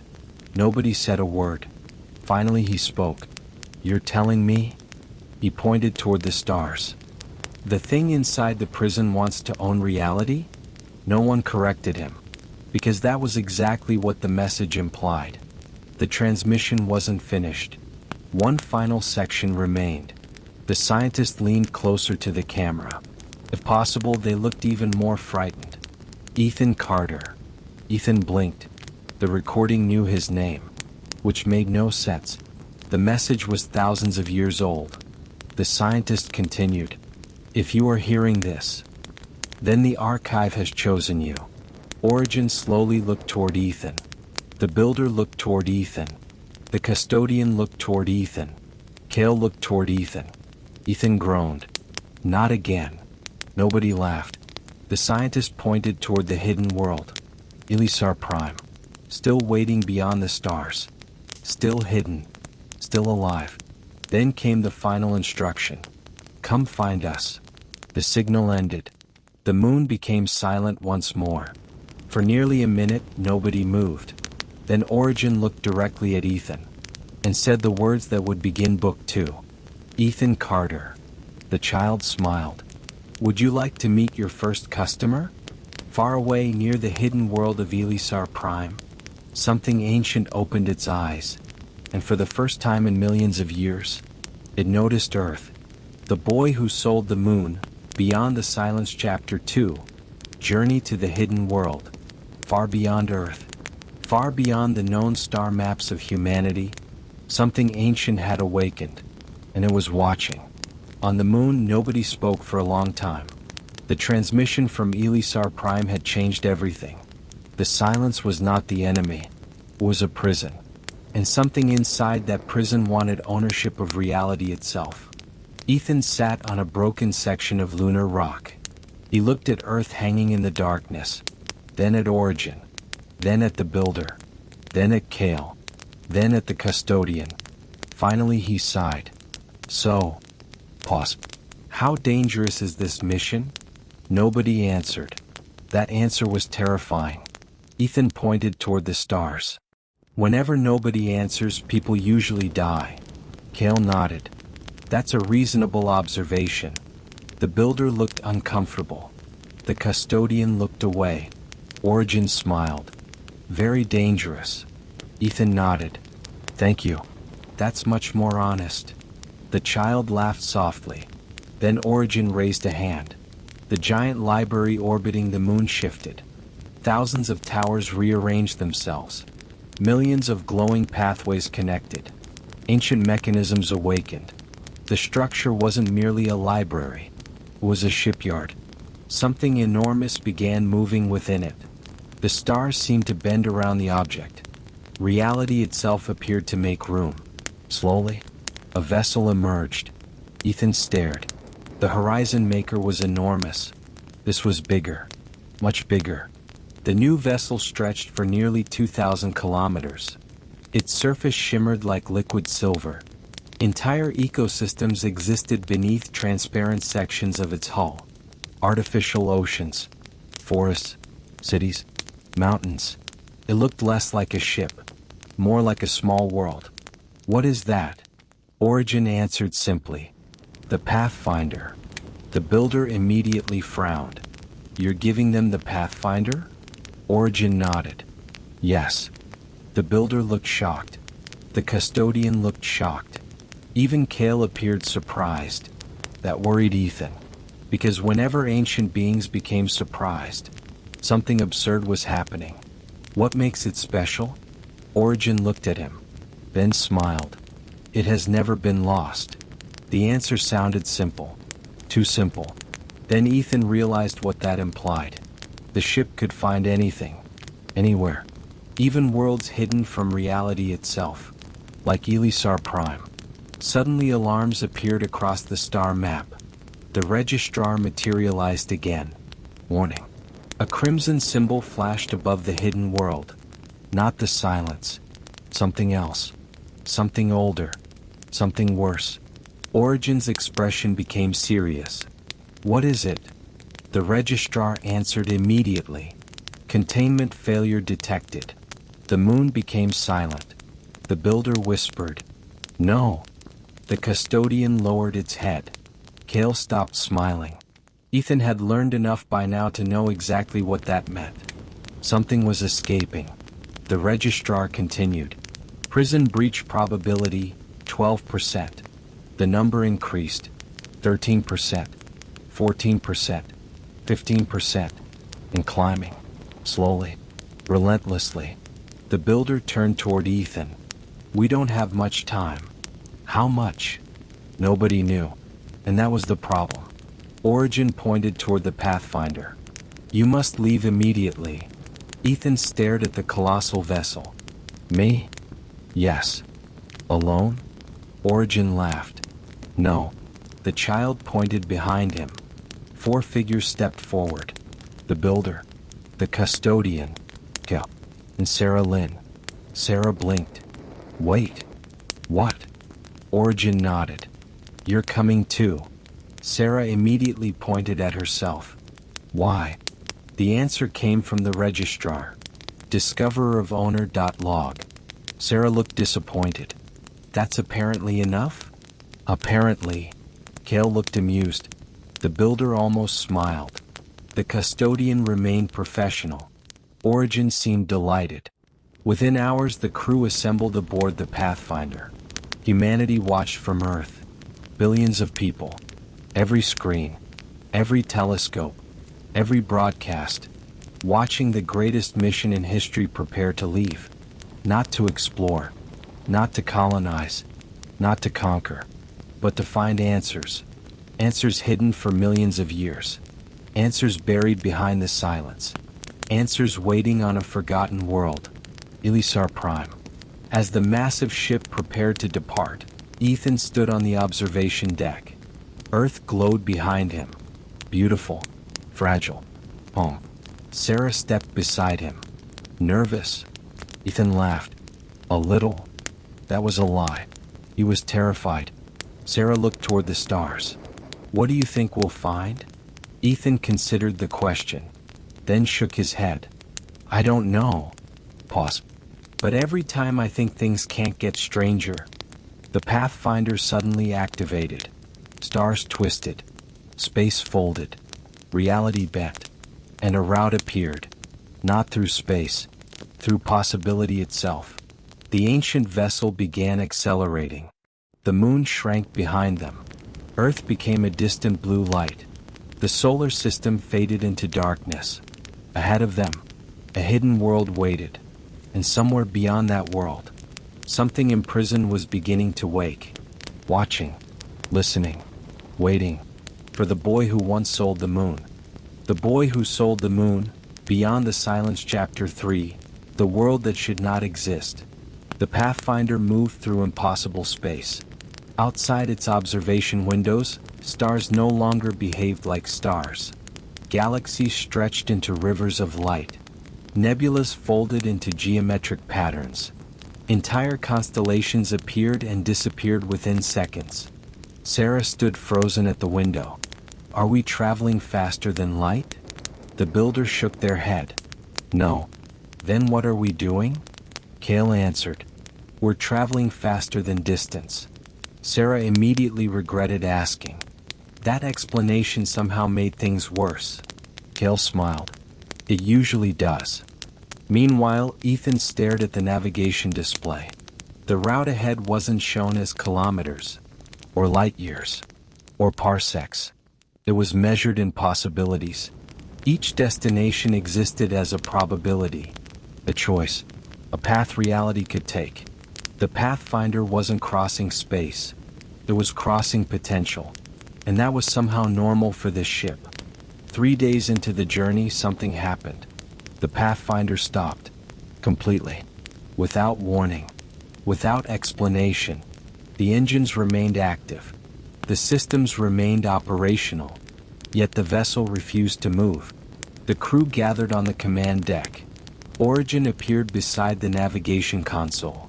The child looked confused. That worried everyone, because Origin almost never looked confused. "What happened?" Ethan asked. Origin studied the display, then frowned. "We've arrived." Sarah looked at the star map. "There isn't anything here." And she was right. The region ahead appeared empty. No stars, no planets, no asteroids, nothing. Just darkness. The builders slowly stepped forward. Then their expression changed. "Oh." Nobody liked that "oh." Not at all. "What does that mean?" Ethan asked. The builder pointed toward the darkness. "That's not empty space." Pause. "That's a wall." Silence filled the bridge. Because space wasn't supposed to have walls. The Pathfinder moved slightly closer, and suddenly everyone saw it. The darkness rippled, like black water, like a curtain stretched across reality itself. The hidden world wasn't behind the wall. The hidden world was the wall. Elisar Prime had transformed itself into a barrier, a structure so enormous that it covered an entire region of space. Sarah whispered, "How big is it?" The registrar answered, "Estimated diameter, 4,700 light-years." Nobody spoke. Nobody knew how to speak after that. A civilization had somehow transformed itself into a structure thousands of light-years wide. The scale was absurd, impossible, terrifying. Then a signal arrived. A simple radio transmission. The same voice from before. The Elisari scientist. "Welcome, Ethan Carter." The bridge fell silent. The scientist smiled sadly. "We were wondering how long it would take." Ethan stepped forward. "You're alive?" The scientist nodded. "Technically." Nobody liked that answer. The scientist continued. "You should not be here." "Then why invite us?" Sarah asked. The Elisari looked toward the darkness, then answered, "Because we're losing." The wall rippled. Something moved behind it. A shadow. Vast. Ancient. Wrong. Everyone on the bridge felt it. Not fear. Recognition. As though some ancient part of existence remembered that shape, and wished it didn't. The scientist's face became grim. "For 6,000 years we kept it contained." The shadow struck the barrier. The entire wall trembled. Stars flickered. Reality bent. The Pathfinder's system screamed warnings. The scientists closed their eyes briefly, then looked directly at Ethan. The silence was never the prison. Another impact. Louder this time. The barrier cracked. A thin line of darkness spread across its surface. The scientist whispered. The prison was us. The bridge became silent. Nobody moved. Nobody breathed. The Elisari civilization hadn't hidden itself. It had sacrificed itself. An entire species. An entire world. An entire civilization. Transforming themselves into a living cage. Holding something back. For thousands of years. Then the scientist spoke the words everyone feared. "We can't hold it any longer." The crack widened. A single eye appeared behind the barrier. An eye larger than solar systems. An eye older than galaxies. An eye that immediately focused on the Pathfinder. Focused on Ethan. And smiled. The ship's lights died instantly. The archive fell silent. Even Origin froze. Because the thing inside the prison had finally found what it wanted. And it knew Ethan Carter had arrived. The boy who sold the moon. Beyond the Silence Chapter 4. The thing that wanted everything. The eye stared at the Pathfinder. And the Pathfinder stared back. For several seconds nobody moved. Nobody spoke. Nobody even seemed capable of thought. The eye was impossible. Not because of its size. Not because it existed behind a barrier spanning thousands of light years. But because it looked familiar. Ethan felt it immediately. A strange sensation. Like remembering a dream he had never actually had. The eye wasn't merely observing him. It recognized him. That realization was terrifying. The giant pupil narrowed slightly. Then a voice echoed through the ship. Not through speakers. Not through minds. Through reality itself. "Hello, Ethan Carter." Every light aboard the Pathfinder flickered. The builder staggered backward. The custodian nearly fell. Even Cale lost his balance. Only Origin remained standing. Though the child looked unusually serious. Ethan swallowed. "You know my name." The eye blinked. Entire star system seemed to tremble when it did. "Of course." The voice sounded amused. "You have been very interesting." That wasn't reassuring. The Elisari scientist immediately interrupted. "Do not talk to it." Ethan frowned. "It already talked to me. Do not continue." The scientists sounded desperate. Because they knew something Ethan didn't. Unfortunately, Ethan had always been curious. And curiosity had repeatedly altered the fate of civilizations. He looked at the eye. "What exactly are you?" The bridge became silent. The builder closed their eyes. Cale whispered, "That was a mistake." The eye smiled. A horrifying thing to witness. Because something that large should not have been able to smile. And yet it did. "I have had many names." Stars flickered around the barrier. The first claimant. The builder stiffened. The final owner. The custodian lowered their head. The center of all rights. Origin remained silent. Then the eye finally answered. "But long ago." The smile widened. "I was called Possessor." The name struck the bridge like a weapon. The registrar appeared instantly. Emergency symbols filled the air. Ancient warnings. Forbidden archives. Deleted records. Every system reacted. Every system feared the name. Ethan looked around. "What does that mean?" Nobody wanted to answer. Finally, Origin spoke. It was the first being to claim ownership. The child looked toward the barrier. "Not ownership of land." Pause. "Ownership of existence." Silence followed. Because that sounded insane. And yet everyone present knew it was true. The possessor laughed softly. "I was the first observer. The first mind. The first will." Its eye brightened. "Therefore everything belonged to me." The words echoed through reality itself. The builder stepped forward. "You nearly destroyed existence." The possessor blinked. "Incorrect." Pause. "I organized it." The barrier trembled again. Another crack appeared. The Elisari scientist looked horrified. Every conversation weakened the prison. Every acknowledgement strengthened the being inside. The possessor continued. Chaos became order. Possibility became property. Reality became mine. The eye focused on Ethan again. Until Origin betrayed me. The bridge instantly turned toward the child. Origin said nothing. Which was answer enough. The possessor laughed. "He taught civilizations a lie. The lie of stewardship." The eye narrowed. "The lie that nothing can be owned." Origin finally spoke. It wasn't a lie. For the first time, anger appeared in the possessor's voice. The stars themselves seemed to darken. "Then why does everything keep claiming everything else?" No one answered. Because the question hurt. Worlds claimed territory. Empires claimed nations. Corporations claimed resources. People claimed property. Civilizations claimed stars. Perhaps ownership was more deeply rooted than anyone wanted to admit. The possessor noticed their silence. And smiled. Exactly. Then something unexpected happened. The possessor looked directly at Ethan. Not the builder. Not Origin. Not the registrar. Ethan. And then it made an offer. A very simple offer. "Join me." The bridge exploded with objections. "No." The builder shouted. "Absolutely not."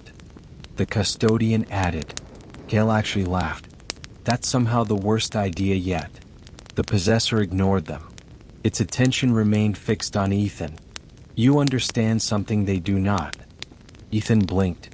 "What?" The eye smiled again. You sold the moon. The possessor's voice became almost warm. You understand value. You understand claims. You understand desire. The barrier cracked further. Reality shook. The Elisari scientist shouted. Stop talking to him. The possessor ignored the warning. Instead it revealed something hidden. A vision. A future. Ethan saw Earth. Peaceful. Prosperous. United. No wars. No poverty. No suffering. Humanity among the stars. Thriving. Safe. Happy. The possessor's voice echoed softly. I can give them this. The vision expanded.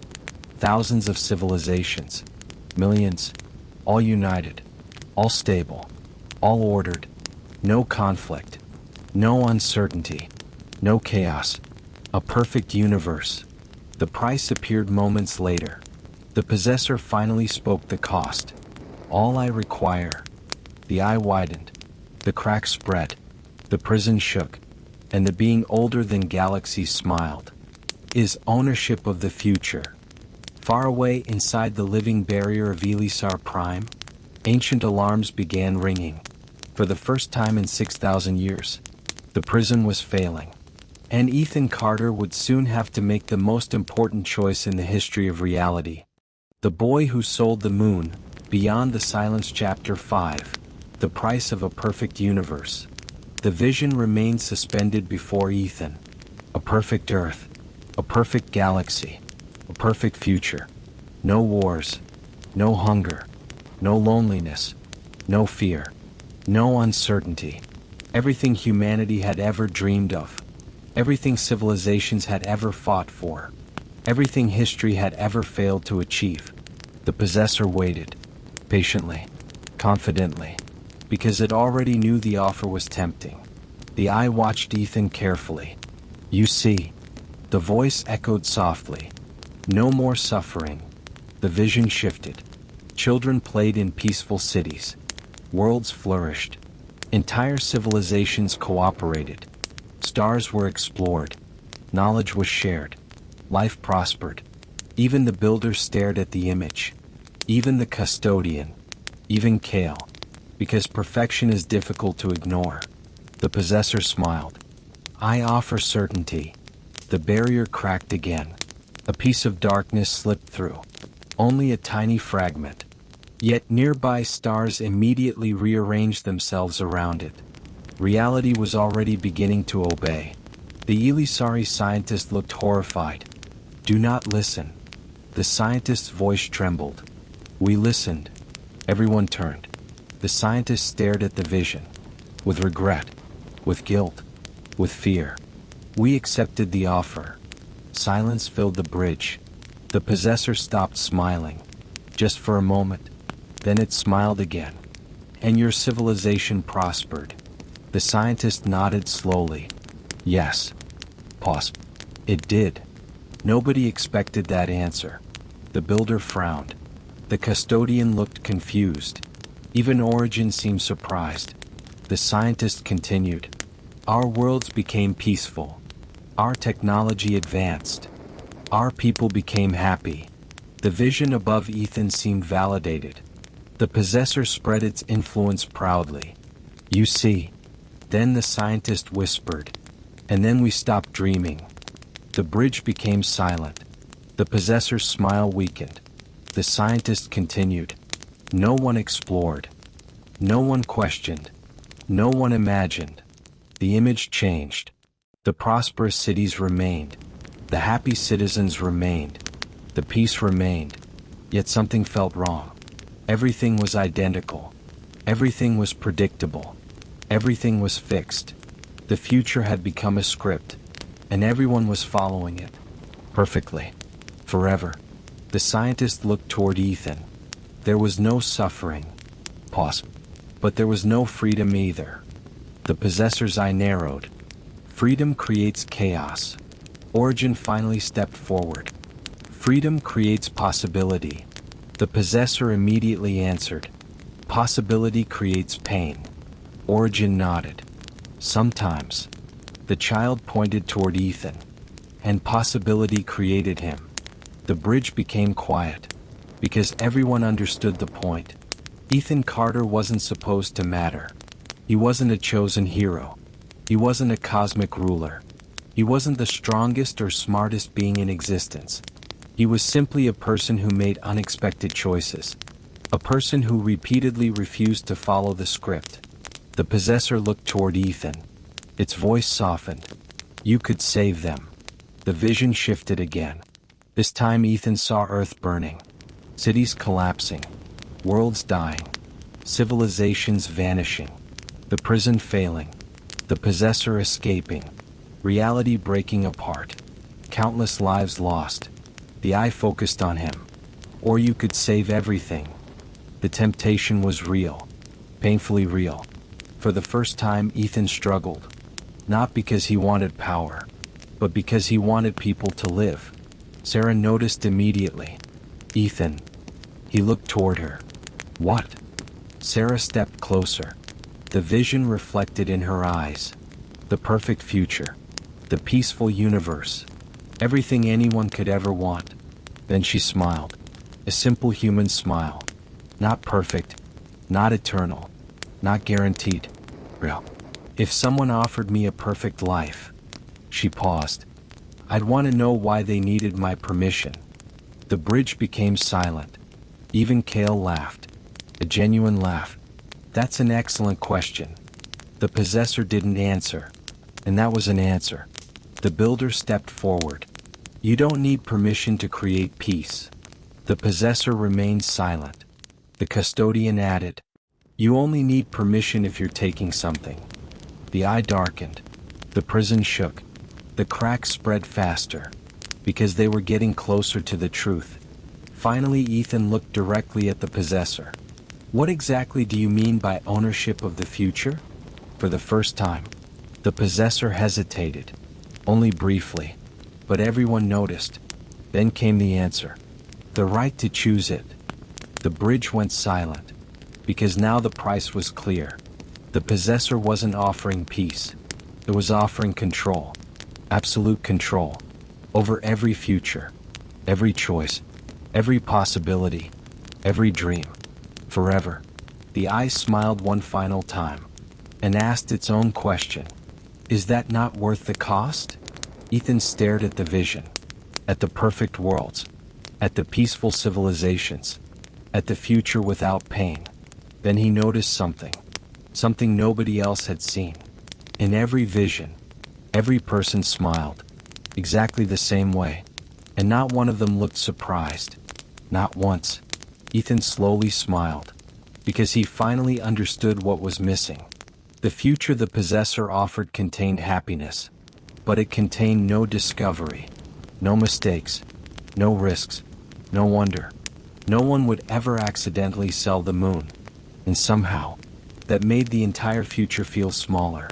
The possessor watched him carefully. Waiting. Knowing the answer was coming. But before Ethan could speak, the prison barrier shattered. A crack thousands of light years long ripped across Elisar Prime. Ancient alarms screamed. Stars vanished.